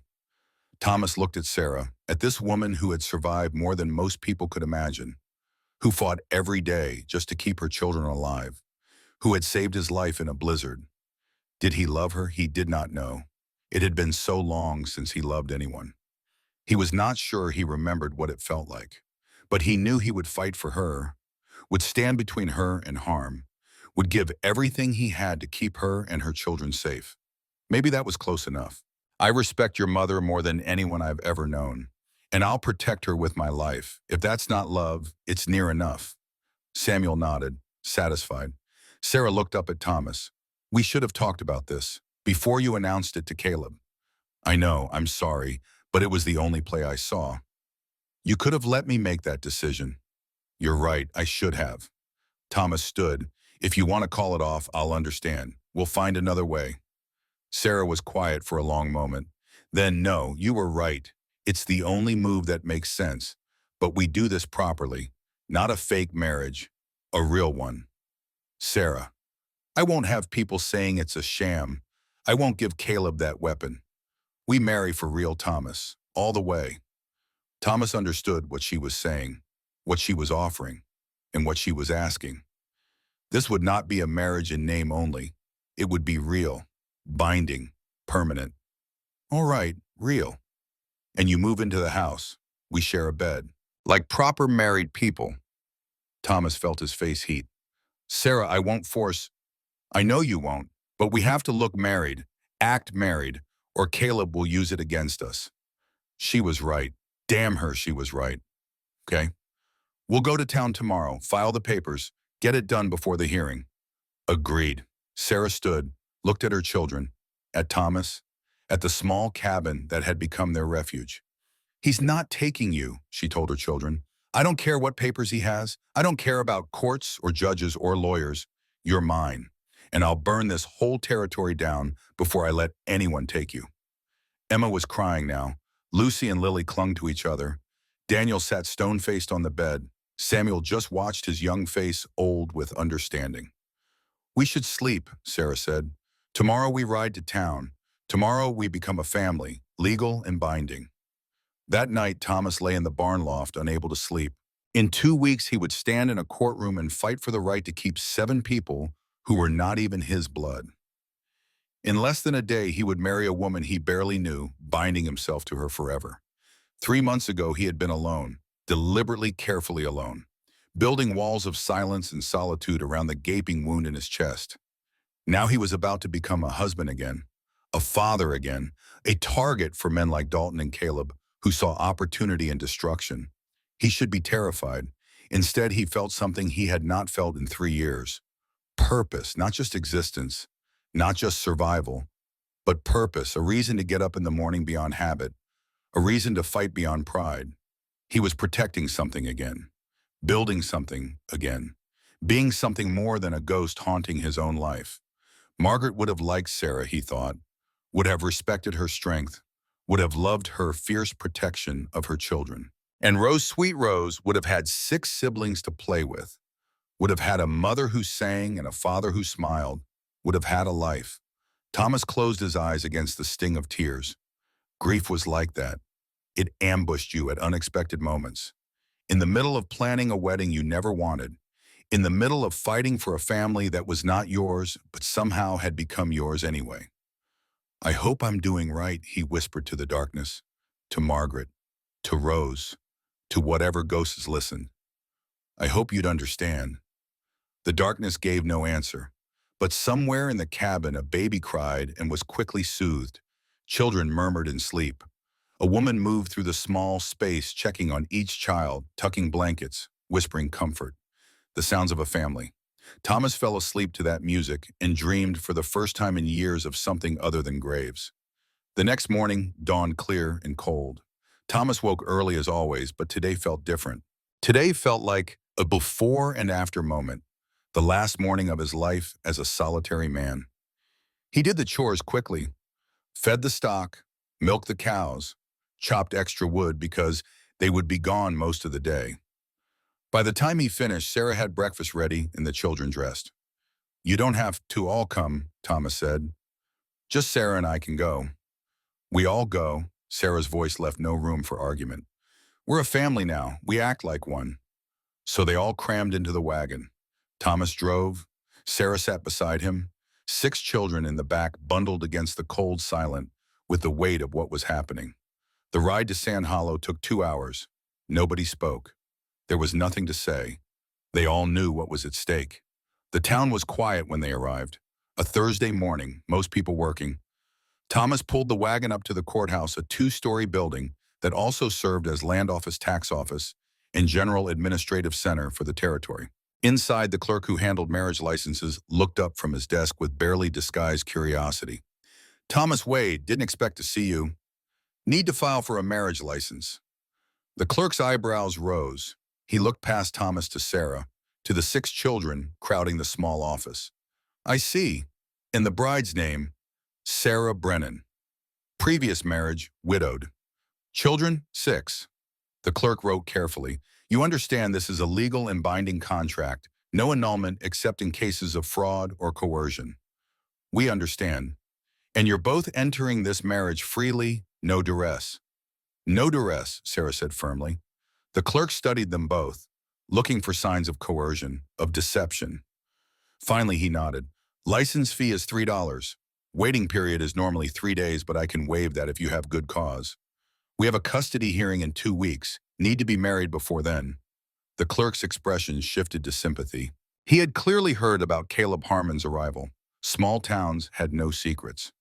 I'll waive the waiting period, but you'll need someone to perform the ceremony. Judge Williams is available, or Reverend Carter at the church. The judge, Thomas said, he did not want this in a church, did not want to make promises before God that he was not sure he could keep. I'll send word. He can see you in an hour. They waited outside in the cold. The children grew restless. Daniel threw snowballs at fence posts. Lucy and Lily built a small snowman. Emma sat close to her mother, holding her hand. Samuel stood beside Thomas. Are you scared? The boy asked. Terrified. Really? Really, marriage is serious. It's promising to care for someone for the rest of your life. That's a big promise. But you kept your promise to us about the cabin, about keeping us safe so far. You'll keep this one too. The certainty in the boy's voice made Thomas's throat tight. When had Samuel started believing in him? When had any of them? Judge Williams arrived precisely an hour later. He was a stout man in his 60s with a face like weathered leather and eyes that missed nothing. Wade, Mrs. Brennan, heard you two wanted to make it legal. Yes, sir. Also heard Caleb Harmon is trying to take the children. He is. Man's a snake. Pardon my French, ma'am. Williams looked at Sarah. You sure about this marriage is permanent? I'm sure. And you, he turned to Thomas, you understand you're taking on responsibility for 6 children. That's no small thing. I understand. Williams nodded. All right then, let's get this done. They stood in the small courtroom. No flowers, no music, no guests except 6 children who served as witnesses. Judge Williams opened his book, began reading the words that had joined people in matrimony for centuries. Dearly beloved, we are gathered here. Thomas barely heard the words. He was too focused on Sarah's face. She looked pale, determined, scared, brave, beautiful. The thought startled him. Do you, Thomas Wade, take this woman to be your lawfully wedded wife, to have and to hold from this day forward, for better or worse, for richer or poorer, in sickness and in health, until death do you part? I do.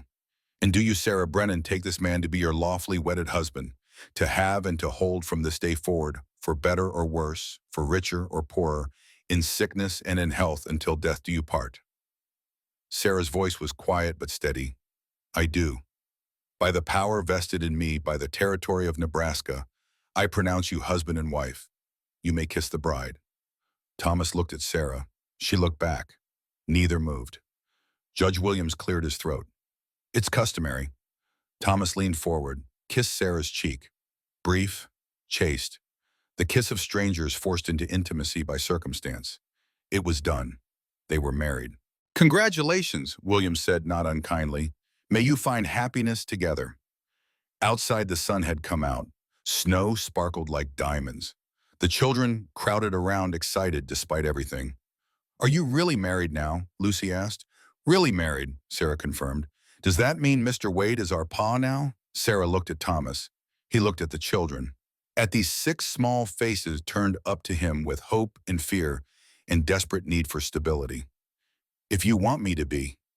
We want, Samuel said. The other children nodded. Then I guess I'm your pa. Emma. Emma hugged him. Thomas stiffened in surprise and slowly put his arms around the girl. Lucy and Lily joined in. Then Daniel. Then Samuel, trying to act too old for such things but unable to resist. Thomas stood in the snow surrounded by children who were now legally his, married to a woman he barely knew, facing a legal battle in 2 weeks that could destroy everything. He should feel trapped. Instead, for the first time since Margaret died, he felt like he had come home. They rode back to the cabin in the wagon, the marriage certificate tucked safely in Sarah's pocket. Legal proof, binding documentation, armor against Caleb's claims. But as Thomas drove, he could not stop thinking about what came next. Tonight he would move into the cabin, would share a bed with Sarah, would begin living as a married man in truth, not just on paper. 3 years of solitude ended. He glanced at Sarah. She sat rigid beside him, staring straight ahead. Thinking the same thoughts probably. Wondering what she had gotten herself into. We'll figure it out, Thomas said quietly. Will we? We have to. She nodded, but she looked as terrified as he felt. That night after the children were asleep, Thomas moved his things from the barn to the cabin. It did not take long. He owned little. Clothes, a razor, a comb, a photograph of Margaret and Rose in a tin frame. He set the photograph on a shelf. Sarah saw it, said nothing. The bed was not large, designed for 1 person, maybe 2 if they were close. With both of them, it would be tight. I can sleep on the floor, Thomas offered. No, people will ask. Children will notice. We share the bed. Sarah, I trust you. You've had weeks to hurt me and haven't. I'm not afraid of sharing a bed. So they lay down together, Thomas on one side, Sarah on the other, a careful space between them. Both fully clothed, both rigid with awareness of the other's presence. Thomas stared at the ceiling, acutely conscious of every breath Sarah took, the warmth of her body beside his, the faint scent of soap and wool. Thomas, yes. Thank you for today, for doing this. You're welcome. Silence. Then, do you regret it? No. Do you, Malaloinium? Ask me in a year. He smiled in the darkness. Fair enough. More silence. Then Sarah's hand found his, squeezed gently. We'll make this work. I know. Eventually exhaustion claimed them both. They slept not touching, except for their joined hands. And in the morning when Thomas woke to find Sarah's head resting on his shoulder and his arm around her waist, neither of them mentioned it. Some things were better left unspoken. 2 weeks later, they stood in the Sterling courthouse, facing Caleb Harmon and his lawyer across a courtroom that smelled of old wood and older justice. The war for Sarah's children was about to begin, and Thomas Wade, married exactly 14 days, was about to find out if the law he had learned to use as a weapon would be enough to protect the family he had never planned to have. The Sterling Courthouse stood at the end of Main Street like a monument to civilization's fragile hold on the frontier. 2 stories of brick and timber, it was the tallest building for 50 miles. Inside, the air was thick with tobacco smoke and the bitter smell of winter coats worn too long without washing. Thomas sat on a hard wooden bench, Sarah beside him, 6 children arranged in descending order of age on the bench behind them. They had arrived early before the sun was fully up because Thomas wanted to see the battlefield before the fight began. Caleb Harmon sat across the aisle with his lawyer, a lean man named Silas Porter, who wore a suit that cost more than most men earned in a year. Porter had a face like a hatchet and eyes that calculated odds the way a gambler counts cards. He was good at his job. That made him dangerous. The courtroom filled slowly, ranchers and farmers drawn by the promise of drama. Mrs. Abigail Porter, Marcus Dalton's friend, sitting in the front row with a satisfied smile. Dalton himself lounging in the back, watching everything with the patience of a predator. At precisely 9 o'clock, Judge Henry Wallace entered, the same man who had married Thomas and Sarah 2 weeks ago. He took his seat behind the bench, arranged his papers, and looked out over the courtroom with tired eyes that had seen too many of these cases. We are here to consider the petition of Caleb Harmon for temporary guardianship of 6 minor children currently in the care of their mother, Sarah Wade, formerly Sarah Brennan. Wallace's voice was flat, bureaucratic. Mr. Porter, you may present your case.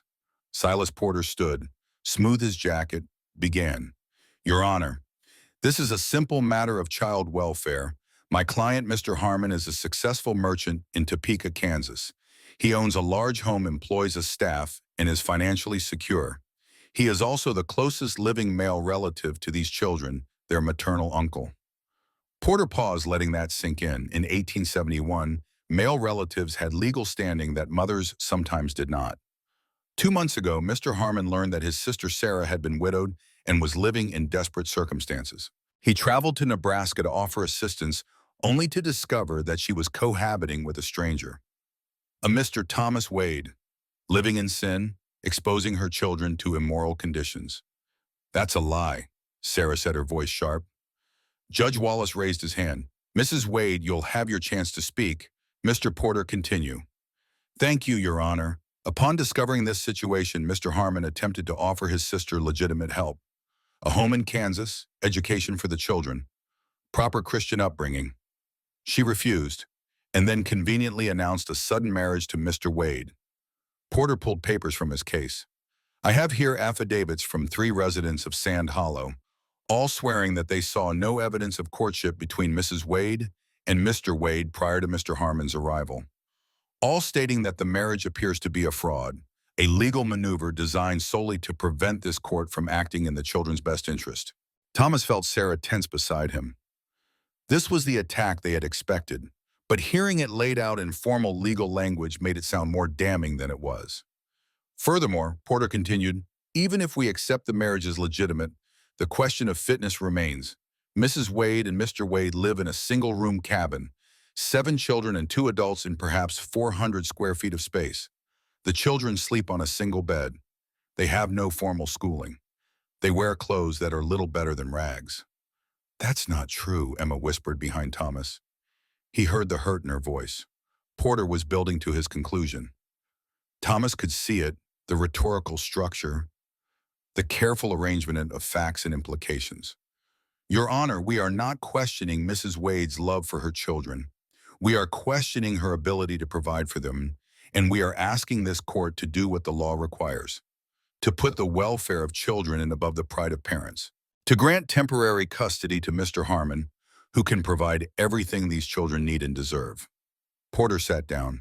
The courtroom murmured. Thomas heard the whispers, saw the nodding heads. Porter had made his case well. Judge Wallace looked at Thomas. Mr. Wade, you're representing yourself. Yes, Your Honor. You understand you're at a disadvantage, said Mr. Porter is an experienced attorney. I understand, but I also understand the truth, and I'm hoping that's enough. Wallace nodded. Present your case. Thomas stood.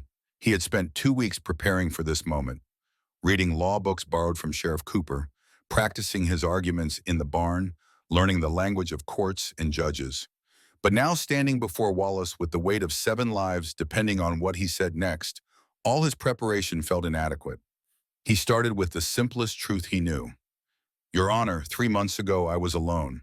I had 80 acres of land and a cabin and enough money to survive. I also had nothing worth living for. I was going through the motions, existing, but not living. He paused. The courtroom was silent. Then I saw a woman dragging her dead husband through the snow, a woman with 6 children and no hope of surviving winter. I could have ridden past, should have probably. I didn't need the complication, didn't need the responsibility. But I stopped, and I offered help.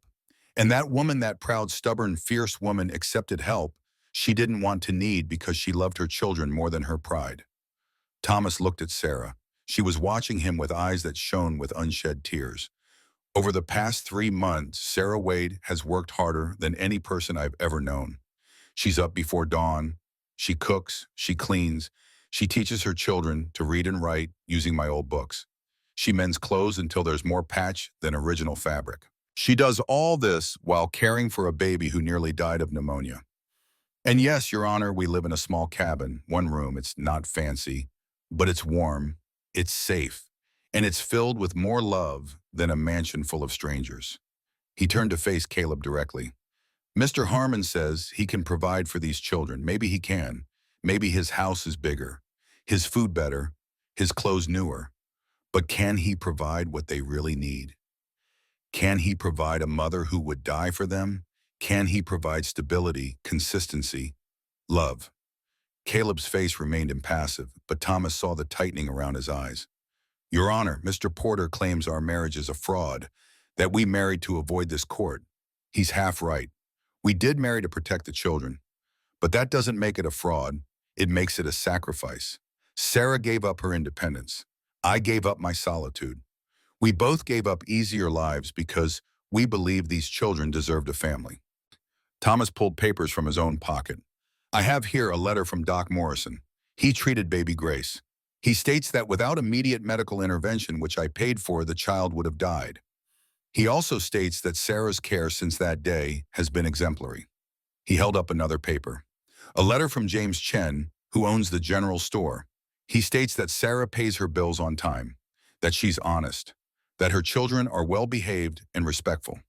One more paper. A letter from Reverend Carter. He notes that we attend church every Sunday, that the children participate in Sunday school, that we are, in his words, a model Christian family. Wallace took the letters, read them carefully. His expression revealed nothing. Thomas continued. Mr. Harmon asked this court to remove these children from their mother, to send them 1,000 miles away to live with a man they barely know, to separate them from everything familiar. From each other, most likely, since I doubt Mr. Harmon's house is set up to accommodate 6 additional children. Your Honor, the law exists to protect children, not to punish mothers for being poor, not to reward wealthy uncles for being rich. Sarah Wade is a good mother. These children are thriving under her care, and this court has no legitimate reason to tear this family apart. Thomas sat down. His hands were shaking. He had said everything he could think to say. Now it was up to Wallace. The judge was quiet for a long moment. Then he spoke. Mrs. Wade, I'd like to hear from you. Sarah stood. Thomas saw her hands clasped tight in front of her knuckles white. Your Honor, I don't have fancy words like these men. I'm not educated in law. I only know one thing. Those children are mine. I birthed them. I raised them. I've sacrificed everything for them. Her voice grew stronger. When my husband drank away our money, I found ways to feed them. When he died and left us with nothing, I found ways to survive. When Grace got sick and I had no money for a doctor, I found help. My brother says he wants to save my children. But where was he when William was beating me? Where was he when I lost 3 babies because I couldn't afford a midwife? Where was he for the past 12 years? She turned to Caleb. You abandoned me when I married William because you didn't approve. You said I was dead to you. Those were your words. Dead to you. And now when I finally found safety, found a good man, found a chance at a real life, you show up claiming you care. Caleb's face remained stone, but Thomas saw the flicker, the guilt. Your Honor, I'm not rich. I probably never will be. But I love my children, and they love me, and they love Thomas, and we're a family, a real family. And you can't take that away because we don't have enough money or a big enough house. Sarah sat down. She was crying now, but her back was straight, her chin up. Judge Wallace looked at the children. Samuel, is it the oldest? Samuel stood. Yes, sir. Tell me, son, do you want to go with your uncle to Kansas? No, sir. Why not? Samuel glanced at his mother, at Thomas. Because my family is here, my ma and my pa. They need me, and I need them. Your pa, you mean Mr. Wade? Yes, sir, he's my pa now. Wallace nodded. Sit down, son. He looked at his papers. The courtroom waited in breathless silence. Finally, Wallace spoke. Mr. Harmon, I've read your petition. I've heard your lawyer's arguments. And I'll admit on paper you make a compelling case. Thomas felt his stomach drop. You are financially secure. You can provide material comfort that Mrs. Wade cannot. Under normal circumstances, that would weigh heavily in my decision. Wallace paused. But these are not normal circumstances. Mrs. Wade is not an unfit mother. She's a poor mother. There's a difference. And in my 30 years on this bench, I've learned that poverty is not the same as neglect. He looked at Caleb directly. Mr. Harmon, I'm denying your petition. Mrs. Wade retains full custody of her children. This court finds no evidence of unfitness, no evidence of neglect, no evidence of any condition that would justify removing children from their mother's care. The courtroom erupted. Caleb shot to his feet. Your Honor, this is outrageous. You're condemning these children to poverty. I'm allowing these children to remain with their mother. There's a difference, Wallace's voice was sharp. Mr. Harmon, if you truly care about these children's welfare, you're welcome to provide financial support. Send money, send clothes, send books, but you will not take them. He banged his gavel. This hearing is concluded. Sarah collapsed against Thomas, sobbing. The children rushed forward. Emma, Lucy, Lily, Daniel, all talking at once. Samuel stood apart, trying to maintain composure, but failing. Even he was crying. Thomas held them all. This makeshift family, this collection of broken pieces that had somehow formed a whole. Caleb approached slowly. His face was thunderous. This isn't over. Yes, it is. Thomas met his eyes. The judge ruled, it's over. You think you've won nothing. I'll be back. And next time I'll make sure you lose everything. Why? Sarah's voice cut through the noise. Why do you hate me so much? Caleb's face twisted. For a moment, Thomas saw real emotion there. Pain, anger, grief. Because you left. Because you chose him over your own family. Over me, Ty. William wasn't my choice. He was my escape. From you. From father. From everything. And look how that turned out. It turned out badly, but it was mine. My choice. My life. My mistake. Sarah stepped closer to her brother. I don't hate you, Caleb, but I don't trust you, and I never will. So take your money and your big house and your self-righteousness and go back to Kansas. Leave us alone. Caleb stared at her. Then he turned and walked out. Silas Porter followed, already calculating his fee. The courtroom slowly emptied. Only Sheriff Cooper remained standing near the door. That was well done, he said to Thomas. Not many men could have argued that case and won. I didn't win. The truth won. Maybe, but you presented it well. Cooper paused. Watch yourself, Thomas. Dalton was here. He saw everything. And he's not going to be happy that you beat Caleb. Makes him look weak by association. Let him be unhappy. I'm serious. Dalton's been quiet these past 2 weeks. That's not like him. He's planning something. Thomas nodded. He had felt it too. The calm before the storm. Dalton's cattle were still on his land, eating through his hay stores. The 10-day notification period had passed, but Dalton had filed a counter motion dragging the case into legal limbo. They were bleeding Thomas dry. Slowly. Deliberately. I can handle Dalton. I hope so. Cooper tipped his hat to Sarah. Ma'am, congratulations. He left. Thomas, Sarah, and the children stood alone in the empty courtroom. We won, Emma said, her voice filled with wonder. We won, Sarah confirmed. They walked out into bright winter sunlight. The world looked different somehow, sharper, more real, as if winning had brought everything into focus. But as they climbed into the wagon for the long ride home, Thomas could not shake Cooper's warning. Dalton was planning something, and whatever it was coming soon. They arrived home just before dark. Thomas helped Sarah and the children down from the wagon, then went to tend the horses. He was tired, bone-deep tired, the kind that came from stress rather than labor. He was unharnessing Duke when he smelled it. Smoke, not chimney smoke, burning wood, fresh, close. Thomas spun toward the barn. Flames licked up the northern wall. The fire was small, still just starting. But in the dry winter air with all that old wood and hay, it would spread fast. Fire, Thomas shouted toward the cabin. Sarah, fire! He ran to the barn, grabbing buckets as he went. The well was 50 feet away. Too far. Not enough time. Samuel appeared at his side. What do we do? Get every bucket, every pot, every container that holds water. Fill them from the well. Form a line. Move, Samuel ran. Thomas yanked open the barn door. The horses were inside.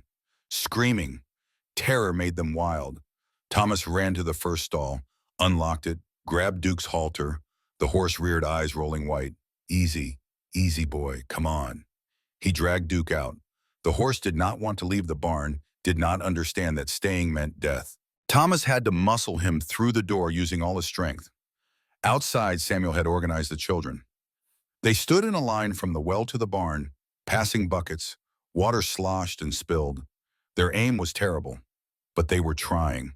Thomas ran back for the next horse. Belle was easier trained to follow. The third horse, Thunder, took precious minutes. By the time Thomas got the fourth horse out, the fire had spread across the entire north wall. The cattle. Thomas ran to the shelter on the north side. 12 head trapped in a small space, the fire between them and freedom. He grabbed a pitchfork, used it to knock down a section of the shelter's wall, created an opening. Get out, move, go. The cattle stampeded through the gap. Thomas barely got clear before they thundered past, driven mad by smoke and fear. The barn was fully engulfed now. Flames shot 30 feet into the air. Heat like a physical force pushed Thomas back. The house! Sarah screamed. The wind's blowing embers toward the house. She was right. The wind had shifted. Burning fragments drifted through the air, landing on the cabin's roof. On the dry wood shingles Thomas had nailed down last fall. They could lose it all. Barn and house. Everything. Everyone inside, Thomas shouted. Get every blanket, every cloth. We need to soak them and cover the roof. They worked with desperate speed, soaking blankets, climbing onto the roof, spreading wet fabric over the shingles, stamping out embers as they landed. The fire burned for 3 hours. By the time it finally collapsed in on itself, leaving only smoldering ruins, the barn was gone. Completely gone. Just a skeleton of charred timbers and ash. Thomas sat in the snow, covered in soot and burns, his hands blistered, his lungs raw from smoke, watching everything he had built destroyed. Sarah sat beside him, also blackened, also exhausted. How did it start? She asked. I don't know. I'll check in the morning when it's cool enough. But Thomas already knew. This was not accident. This was Dalton. Had to be. The children came out slowly, one by one, stood looking at the destruction. Where will the animals sleep? Lucy asked. I'll build a shelter tomorrow. They'll be all right. But all your tools, your supplies, everything was in there. Things can be replaced. Can they? Sarah's voice was hollow. Can you replace a winter's worth of hay? Can you replace the feed for the chickens? Can you replace everything you lost? Thomas had no answer. She was right. The hay was gone. The feed was gone. Half his tools, anything made of wood, destroyed. His spare lumber, his nails, his rope.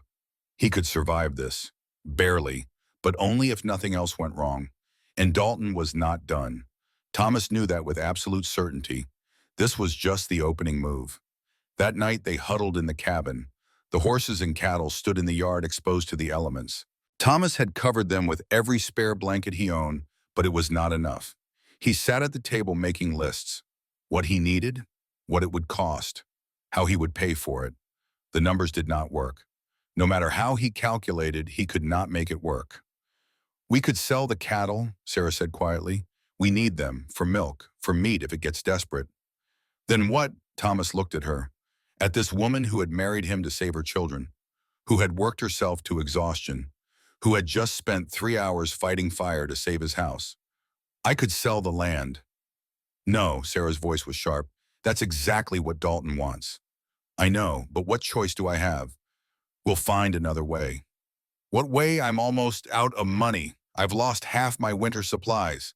I can't rebuild the barn without lumber, and lumber costs money I don't have. Sarah was quiet for a long moment. Then she pulled something from her pocket, a small cloth bag. She opened it. Inside were coins, silver and gold. I've been saving from before, hidden from William. It's not much, maybe $40. Thomas stared at the money. Sarah, that's yours. It's ours. We're married, remember. What's mine is yours. I can't take your savings. You're not taking. I'm giving. For the family. For all of us. Thomas felt his throat tighten. It's not enough. Even with this, I can't rebuild everything. Then rebuild what you must. Let the rest go. Sarah. Thomas, I've been poor my whole life. I know how to survive with less. We'll make do. She was right. They would make do. They always had. But making do was getting harder. The next morning, Thomas walked through the ruins of the barn. The embers had cooled enough to search. He poked through the ash, looking for anything salvageable. He found the source of the fire quickly. Too quickly, as if it had been meant to be found. A kerosene lamp, broken, deliberately placed in the corner where hay was stored. This was arson, no question. Thomas picked up the lamp's base, turned it over in his hands, felt rage build in his chest. Dalton. It had to be Dalton, but proving it was different than knowing it. He had no witnesses, no evidence beyond a broken lamp that could have been there for months. He heard hoofbeats, looked up to see Sheriff Cooper riding toward him. Heard about the fire, came to see how bad it was. Cooper dismounted, looked at the ruins, whistled low. Hell of a mess. It was arson. You sure? Thomas showed him the lamp. This was placed deliberately, in the driest spot in the barn. Cooper examined the lamp. His face was grim.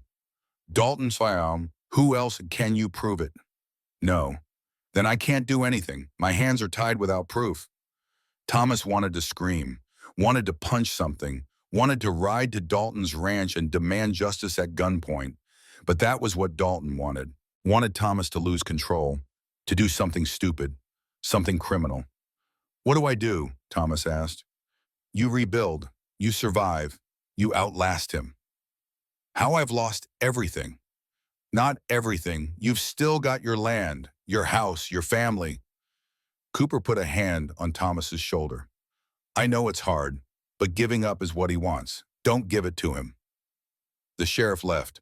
Thomas stood alone in the ashes, holding a broken lamp, feeling the weight of responsibility crushing down. He had 7 people depending on him. 7 people who needed shelter and food and warmth. And he was failing them. That night, as Thomas and Sarah lay in bed, she spoke into the darkness. We'll survive this. You don't know that. I do, because we have to, because we have 6 children who need us. She paused. And because I'm pregnant. Thomas went completely still. What? I'm pregnant. About 3 months. I wasn't sure at first, but now I am. 3 months. That means before we were married, from that first month. Sarah's voice was quiet. I didn't tell you because I thought you'd feel trapped. Thought you'd married me out of obligation, not choice. But you should know. We're going to have a baby. This summer. Thomas could not speak. Could not think. Another child and another mouth to feed. Another responsibility he could not afford. And yet, another chance. Another life. Another reason to fight. He pulled Sarah close. Felt her breath against his chest. We'll make it work. How? I don't know, but we will. Because he had to. Because 7 was about to become 8. Because his family was growing even as his resources shrank. And because Thomas Wade had learned something in 3 months with Sarah and her children. You did not survive by being strong alone. You survived by being strong together. The storm was coming, had already started really. Dalton would not stop, would keep pushing until Thomas broke or sold or left. But Thomas was not going to do any of those things.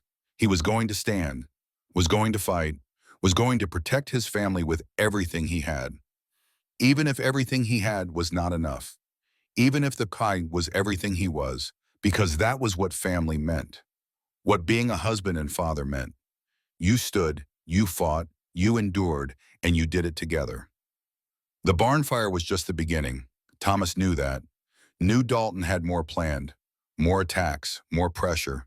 But knowing did not make it easier when 3 days later, Thomas found all 12 of his cattle dead.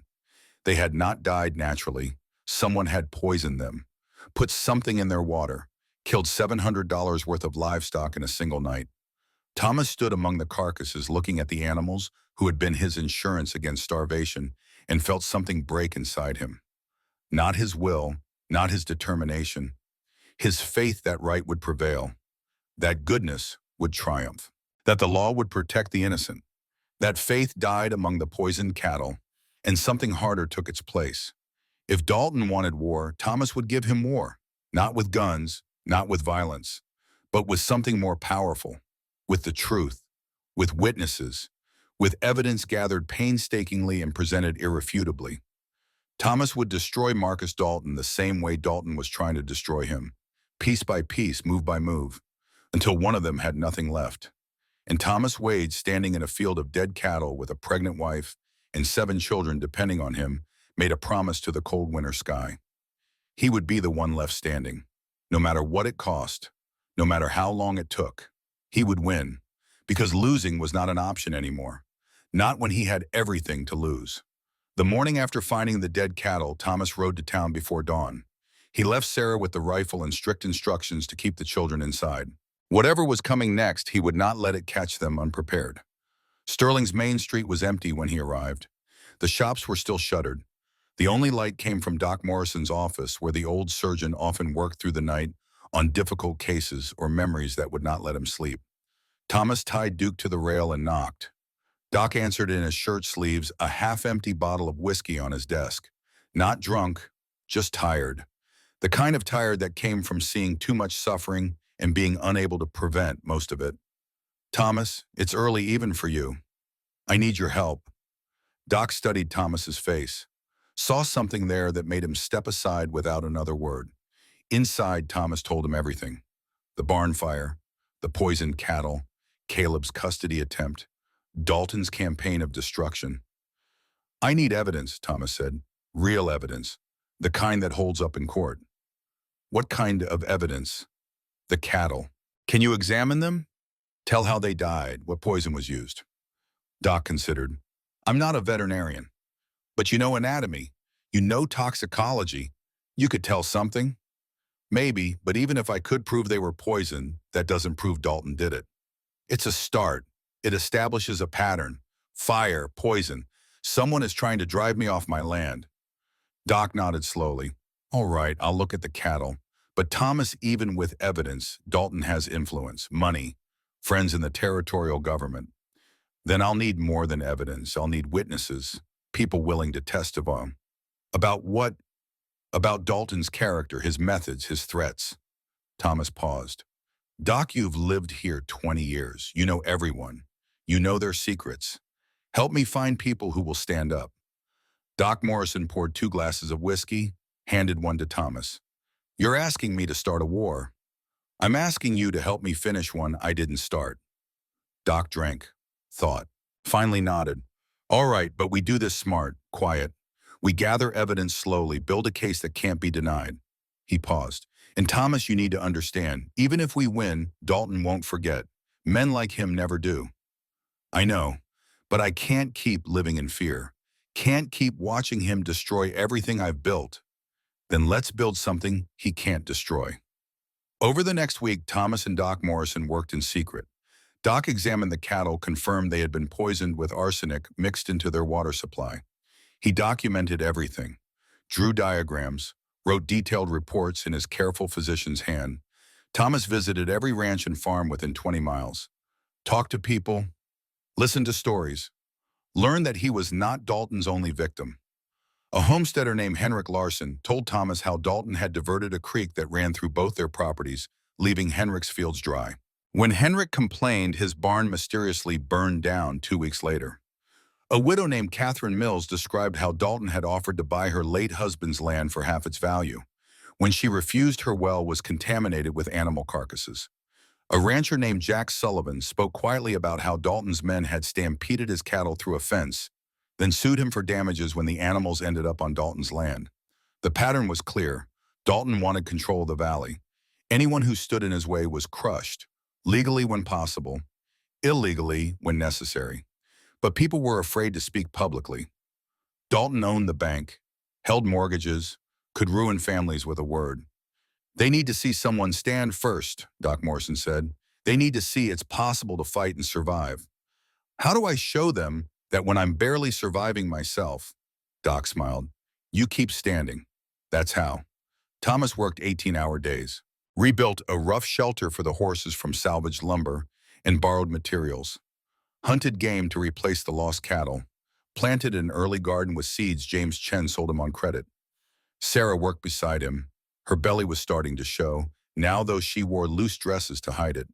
She was tired all the time, but she never complained, never stopped. The children helped however they could. Samuel, now comfortable with tools and livestock, took over many of the daily chores.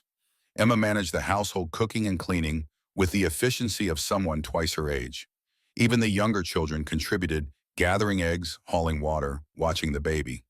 They were a family, forged by necessity into something stronger than blood. One evening, as Thomas and Samuel were mending fence, the boy asked a question that had clearly been weighing on him. "Pa, why doesn't someone just shoot Dalton?" Thomas stopped working, set down his hammer, "Because murder is wrong, no matter how much someone deserves it. But he's trying to kill us, slowly. Doesn't that make it self-defense?" "The law doesn't see it that way, and more importantly, I don't see it that way." Thomas looked at the boy. "Samuel, violence is easy. Any fool can pull a trigger. But living right, fighting fair, winning without becoming the thing you hate, that's hard. That's what separates men from animals. But what if he wins? What if we lose everything because we fought fair and he didn't? Then we lose knowing we did right, and that matters more than land or money or pride." Samuel was quiet for a moment. "I don't know if I believe that." "You will when you're older, when you have children of your own. You'll understand that what you teach them by example matters more than what you leave them in inheritance." They finished the fence in silence, but Thomas saw Samuel thinking, processing, learning the lessons that could not be taught, only shown. That night, Thomas sat at the kitchen table writing letters. One to the Territorial Land Office, formally documenting Dalton's cattle trespass and requesting compensation. Another to the county sheriff reporting the barn fire and cattle poisoning as criminal acts requiring investigation. He was sealing the letters when someone knocked on the door. Thomas grabbed the rifle, moved to the window, saw 3 horses outside, 3 men. His hand tightened on the rifle. If this was Dalton's men, if they had come for violence, he would give it to them. But the voice that called out was familiar. "Thomas Wade, it's Henrik Larson. I've got Jack Sullivan and Michael O'Brien with me. We need to talk." Thomas opened the door cautiously. The 3 men stood in the snow, hats in hands, looking nervous. "Come in." They filed inside. Sarah brought coffee. The children watched from the bed with wide eyes. Henrik spoke first. He was a big man, Norwegian, with hands like mallets and a face weathered by 30 years farming hard ground. "We heard about your cattle, about the fire before that.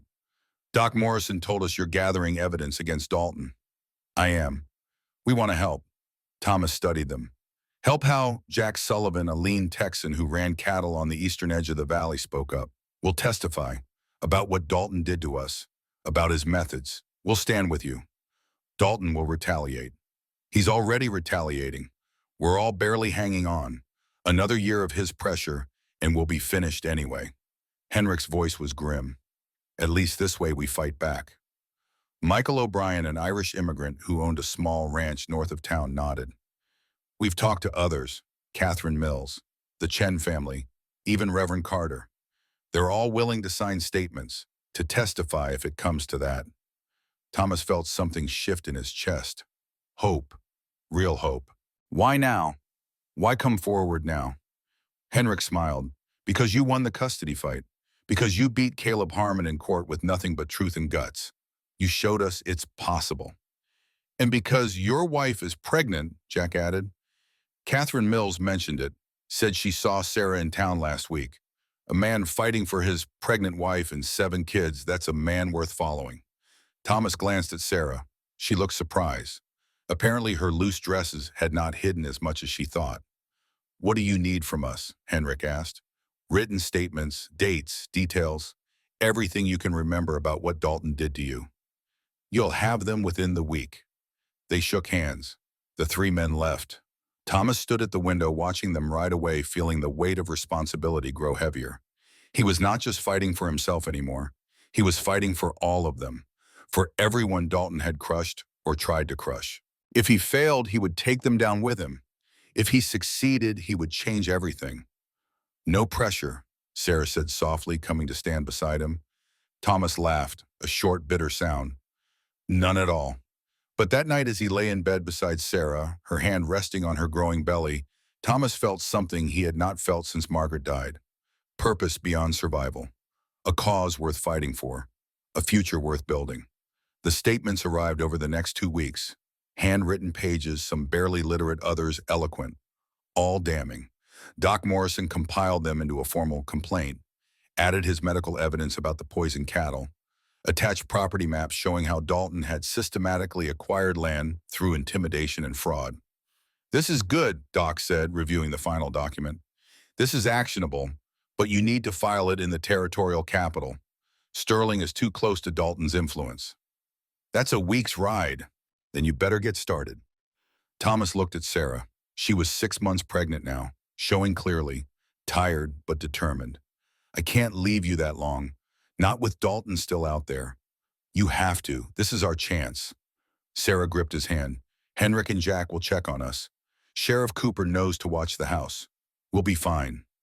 Sarah, go. Finish this, so our child can be born into a world where Dalton doesn't control everything.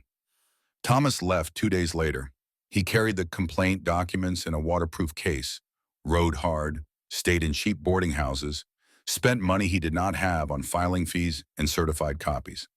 The clerk at the Territorial Land Office read the complaint with increasing interest. This is serious. If even half of this is true, Mr. Dalton has violated multiple territorial statutes. It's all true. I have witnesses ready to testify.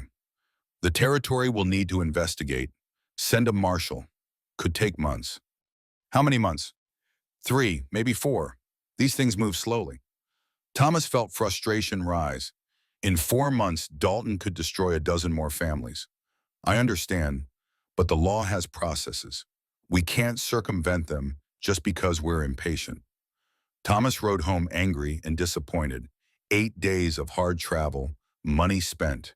For what? A promise of investigation that might never happen. But when he arrived at the cabin, he found Sarah on the porch with a smile he had not seen in months. What happened? Reverend Carter came by, said the church council met. They voted to officially censure Dalton. No more donations, no more support, nothing until he makes amends for his behavior. That's significant. Dalton's wife is very devout and very proud. Being cut off from the church will humiliate her. She'll pressure him to back down. Thomas dismounted, hugged Sarah carefully, mindful of her belly. It's a start. It's more than a start. It's the community choosing sides. And they chose us. Over the next month, things began to shift. Small change, subtle realignments of power. The bank which had refused Thomas credit suddenly approved a small loan. Not much, but enough to buy lumber for a proper barn. The general store started extending credit to families Dalton had blacklisted. At church, people who had avoided Thomas and Sarah began speaking to them, offering help, sharing food. Dalton noticed. Thomas could see it in the man's face when they passed on the street. The anger, the calculation. This was not over. Would not be over until one of them broke completely. The break came in late July. Thomas was working on the new barn hammer in hand when he saw riders approaching. 6 men, Dalton in the lead. Thomas set down the hammer, walked to meet them, unarmed but unafraid. Samuel appeared at his side. Pay. Get your mother. Tell her to keep the children inside. Lock the door. Samuel ran. Thomas stood alone watching 6 armed men ride onto his property. Dalton dismounted. His face was cold fury. You've caused me considerable trouble, Wade. Good. The territorial marshal visited me last week, asked questions, demanded I account for land acquisitions going back 5 years. And could you buy my... Oh, that's not the point. The point is you're interfering in business that's none of your concern. You made it my concern when you burned my barn, poisoned my cattle. I have no idea what you're talking about. Of course you don't. You never do. You just benefit when convenient accidents happen to people who oppose you. Dalton stepped closer. I'm going to make you a final offer, Wade. $500 for your land. You take it and leave today, or things get very difficult for you and your family. No. No, that's right. No, I'm not selling. I'm not leaving. And I'm not afraid of you anymore. Dalton's hand moved toward his gun. Thomas did not flinch. You shoot me, you hang. Too many witnesses now. Too many people watching. The old days are over, Dalton. You can't just kill people who inconvenience you. Can I? A voice cut through the tension. Sheriff Cooper riding up with 3 deputized men. Morning, Dalton. Thomas. Everything all right here? Dalton's hand moved away from his gun. Just having a conversation. Looked like more than that. Thomas, you want to file a complaint? No, Mr. Dalton was just leaving. Dalton stared at Thomas for a long moment. Then he smiled. Cold. Dangerous. You think you've won. You haven't. You've just made it personal. He mounted his horse. His men followed. They rode away slowly, deliberately, showing they were not afraid or rushed. Cooper waited until they were out of sight. Then he turned to Thomas. You're playing a dangerous game. I know. Dalton doesn't lose gracefully. When he goes down, he'll try to take you with him. Let him try. But that night, Thomas could not sleep. He lay beside Sarah, listening to her breathe, feeling their child move beneath his hand, and wondered if his pride would cost him everything. The answer came a week later. Thomas was in the fields when he heard Sarah scream. He ran toward the house, fear giving him speed. Inside, Sarah sat on the floor, blood soaking through her dress. The baby, she gasped. Something's wrong. Thomas did not think, just acted. Lifted her, carried her to the wagon, shouted for Samuel to watch the children. The ride to town was the longest of his life. Sarah cried out with every bump. Blood soaked the blankets Thomas had wrapped around her. Hold on, he kept saying. Just hold on. Doc Morrison took one look and cleared his examination table. Thomas, wait outside. No. This is going to be bad. You don't want to see. She's my wife. I'm staying. Doc did not argue further. He worked quickly, efficiently.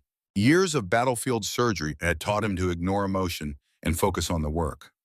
Thomas held Sarah's hand, watched her face contort with pain, heard her scream and beg and cry, and felt utterly helpless. After what felt like hours but was probably 30 minutes, Doc stepped back. She's stable, baby's still alive, but she needs complete bed rest, no work, no stress, nothing but rest for the next 2 months. What caused this? Could be anything, bad fall, lifting something heavy, or just bad luck. Some pregnancies are like this. But Thomas knew it was stress, knew it was fear, knew it was months of barely surviving, of constant worry, of sleeping with one eye open, waiting for Dalton's next attack. This was on him. His stubborn refusal to yield had nearly cost Sarah and their child their lives. Doc must have seen it on his face. This is not your fault, Thomas. Isn't it? No, it's Dalton's. He created the conditions. He applied the pressure. You just refused to break. Doc gripped Thomas's shoulder. Don't let him win by blaming yourself. That's what he wants. He wants you broken. Don't give him the satisfaction. Thomas nodded, but the guilt remained. Sarah was moved to a bed in Doc's back room. She would stay there until the baby came. Thomas sat beside her, holding her hand. I'm sorry, he said. For what? For being stubborn, for not selling when I had the chance, for putting you through this. Sarah squeezed his hand weakly. Thomas, Wade, you listen to me. We did not come this far to give up now. We've lost before. We've buried children before. We know that pain, but we also know something else. We know how to survive, how to fight, how to keep going when everything says stop. She pulled his hand to her belly. He felt the baby move, strong, alive. This child is going to be born free, on land we own, in a house we built, surrounded by family. Not in some rented room in a city where Dalton's money controls everything. Here, our home. What if we lose? What if he takes everything? Then we rebuild, again, like we always have. Sarah's eyes were fierce. But we don't give up. We don't surrender. We fight until we win or until we're dead. Those are the only two options. Thomas leaned down, kissed her forehead. Yes, ma'am. He stayed with Sarah through the night. In the morning, Sheriff Cooper brought news. The territorial marshal issued arrest warrants for Dalton and 3 of his men. Charges include arson, destruction of property, cattle rustling, and conspiracy to defraud. Thomas felt his heart leap. He's arrested? Not yet. Dalton saw it coming. Disappeared 3 days ago. Took his family and his money. Some say he went to California. Others think Mexico. So he's gone. Looks like it. The bank seized his ranch this morning. He left debts all over the territory. Turned out most of his wealth was leverage and fraud. When it collapsed, it took everything with it. Thomas sat back, stunned. He had prepared for years of legal battles, for violence, for everything except this. Dalton had simply run. What about his men? 2 arrested, 1 still missing. But without Dalton, they're just hired guns with no employer. They'll scatter. Cooper paused. You won, Thomas? You beat him. Thomas had almost forgotten about them in the chaos. Yes, they're still there. They're yours now, under the counter notification you filed and with Dalton having abandoned them for over 10 days. The land office confirmed it this morning. Consider them compensation for your losses. Thomas felt something loosen in his chest. 12 head of cattle, not full compensation for everything he'd lost, but enough to rebuild. Enough to survive. Thank you, Sheriff. Cooper smiled. You won, Thomas. You beat him. I didn't do anything. The law did. You gathered the evidence. You stood up when no one else would. You showed people it was possible to fight. Cooper smiled. You won. Accept it. After Cooper left, Thomas sat with Sarah and told her. She cried. Not from sadness, from relief so profound it had to escape somehow. It's over, she whispered. It's over. They held each other, 2 broken people who had found strength in each other, who had survived winter and fire and poison and fear, who had won. Not through violence, not through revenge, but through patient, relentless, grinding determination to simply refuse to quit. Sarah stayed in Doc Morrison's care for 6 more weeks. Thomas visited every day, brought the children on Sundays. They would crowd around the bed telling their mother about the new barn Thomas was building, about the garden Emma was tending, about the new foal Belle had birthed.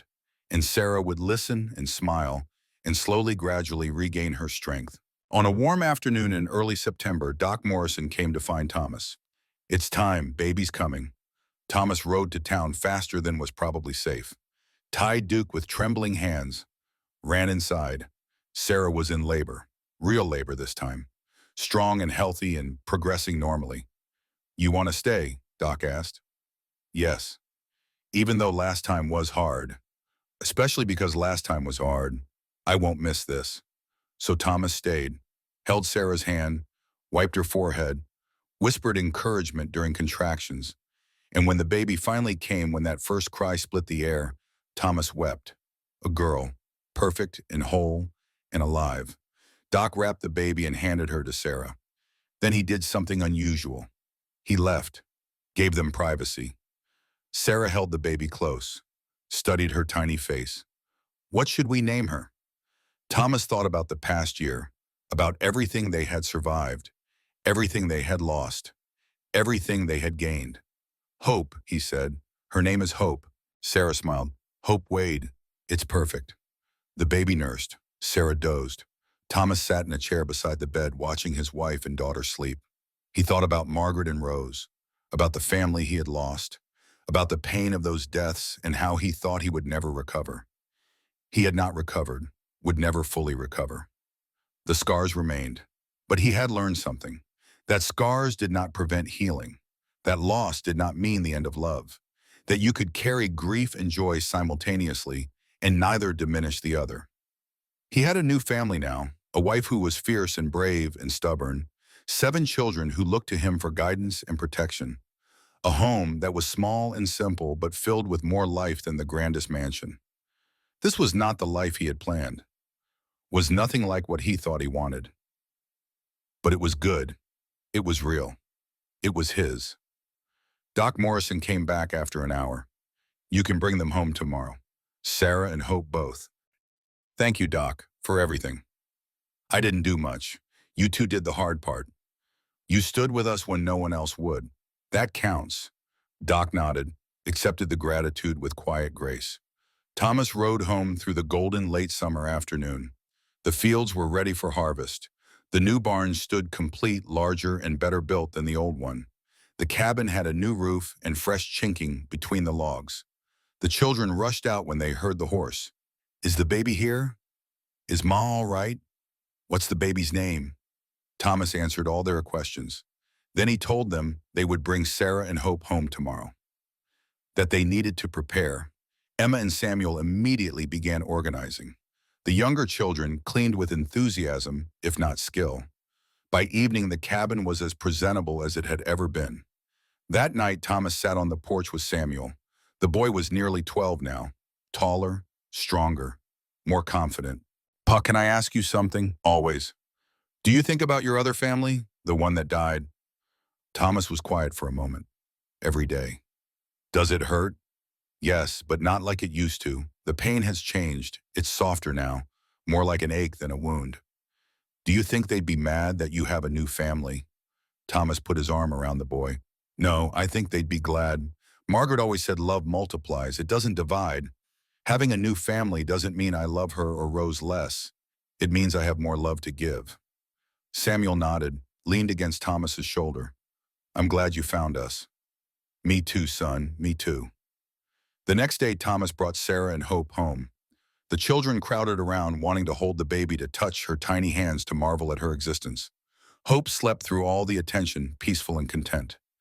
That night, after the children were asleep, Sarah and Thomas sat together, Hope in her mother's arms. We did it, Sarah said softly. We survived.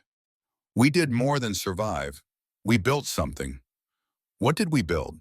Thomas looked around the cabin, at the sleeping children, at his wife and newborn daughter, at this collection of people who were not bound by blood, but by choice and commitment and shared struggle. A family, he said. We built a family. Sarah smiled. Yes, we did. 5 years passed. The cabin was expanded. 2 more rooms, space for everyone. The farm grew, more land, more livestock, enough to provide comfortable living, if not wealth. Samuel, now 17, managed much of the daily work. He was courting a girl from town, talking about marriage, about building his own cabin on the north section of Thomas's land. Emma was 15, beautiful and smart and determined to become a teacher like her mother had been. The twins Lucy and Lily were 10, inseparable as ever. Daniel was 12, quiet but strong, good with his hands. Grace was 6. The child who had nearly died was now healthy and energetic, always laughing. And Hope, 5 years old, with Thomas's dark hair and Sarah's fierce eyes. The child born from struggle, the living reminder of what they had survived.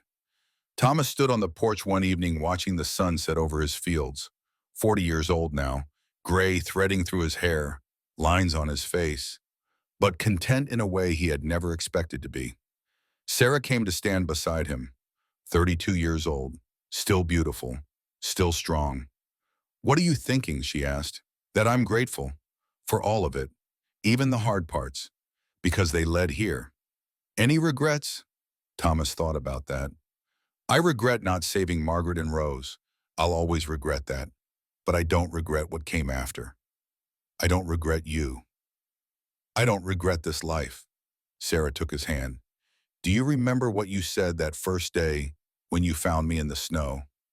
I said a lot of things. You said you couldn't watch another family die when you had the means to prevent it. I remember. You didn't just prevent it. You built it. You gave us a home, a future, a life worth living. Sarah squeezed his hand. You saved us, Thomas Wade. We saved each other. They stood together watching the light fade from the sky. Behind them through the cabin window, they could hear the children arguing about whose turn it was to set the table. Ordinary sounds of an ordinary family living an ordinary life.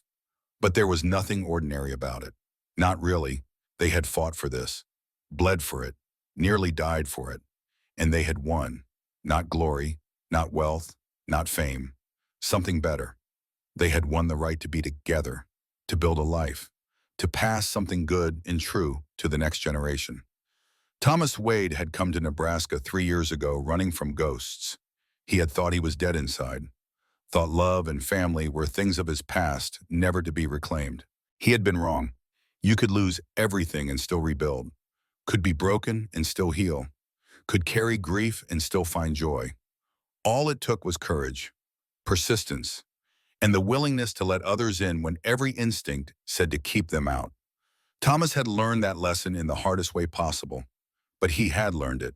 And on this warm autumn evening, standing beside the woman he loved, hearing the sounds of children he had chosen and who had chosen him, Thomas Wade finally understood what his father had been trying to teach him 30 years ago. Legacy was not what you owned, it was what you gave, not in death but in life. Every day, through every action and choice and sacrifice.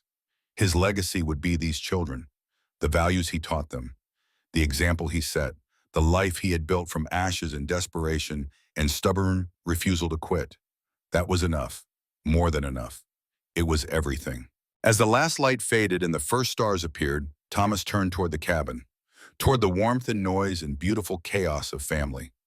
Sarah followed, but at the door she paused. Thomas, yes, thank you. For what? For stopping that day, for not riding past, for being the kind of man who helps even when it's hard. Thomas pulled her close, kissed her forehead. You're welcome, but I didn't do it just for you. I did it for me too, because helping you saved me just as much as it saved you. They went inside together, closed the door against the night, and somewhere in the darkness the wind whispered through the cottonwoods, carrying with it the promise of winter, of cold and hardship and struggle, but also of survival, of family, of hope. The last winter had been survived, and spring would come again. It always did.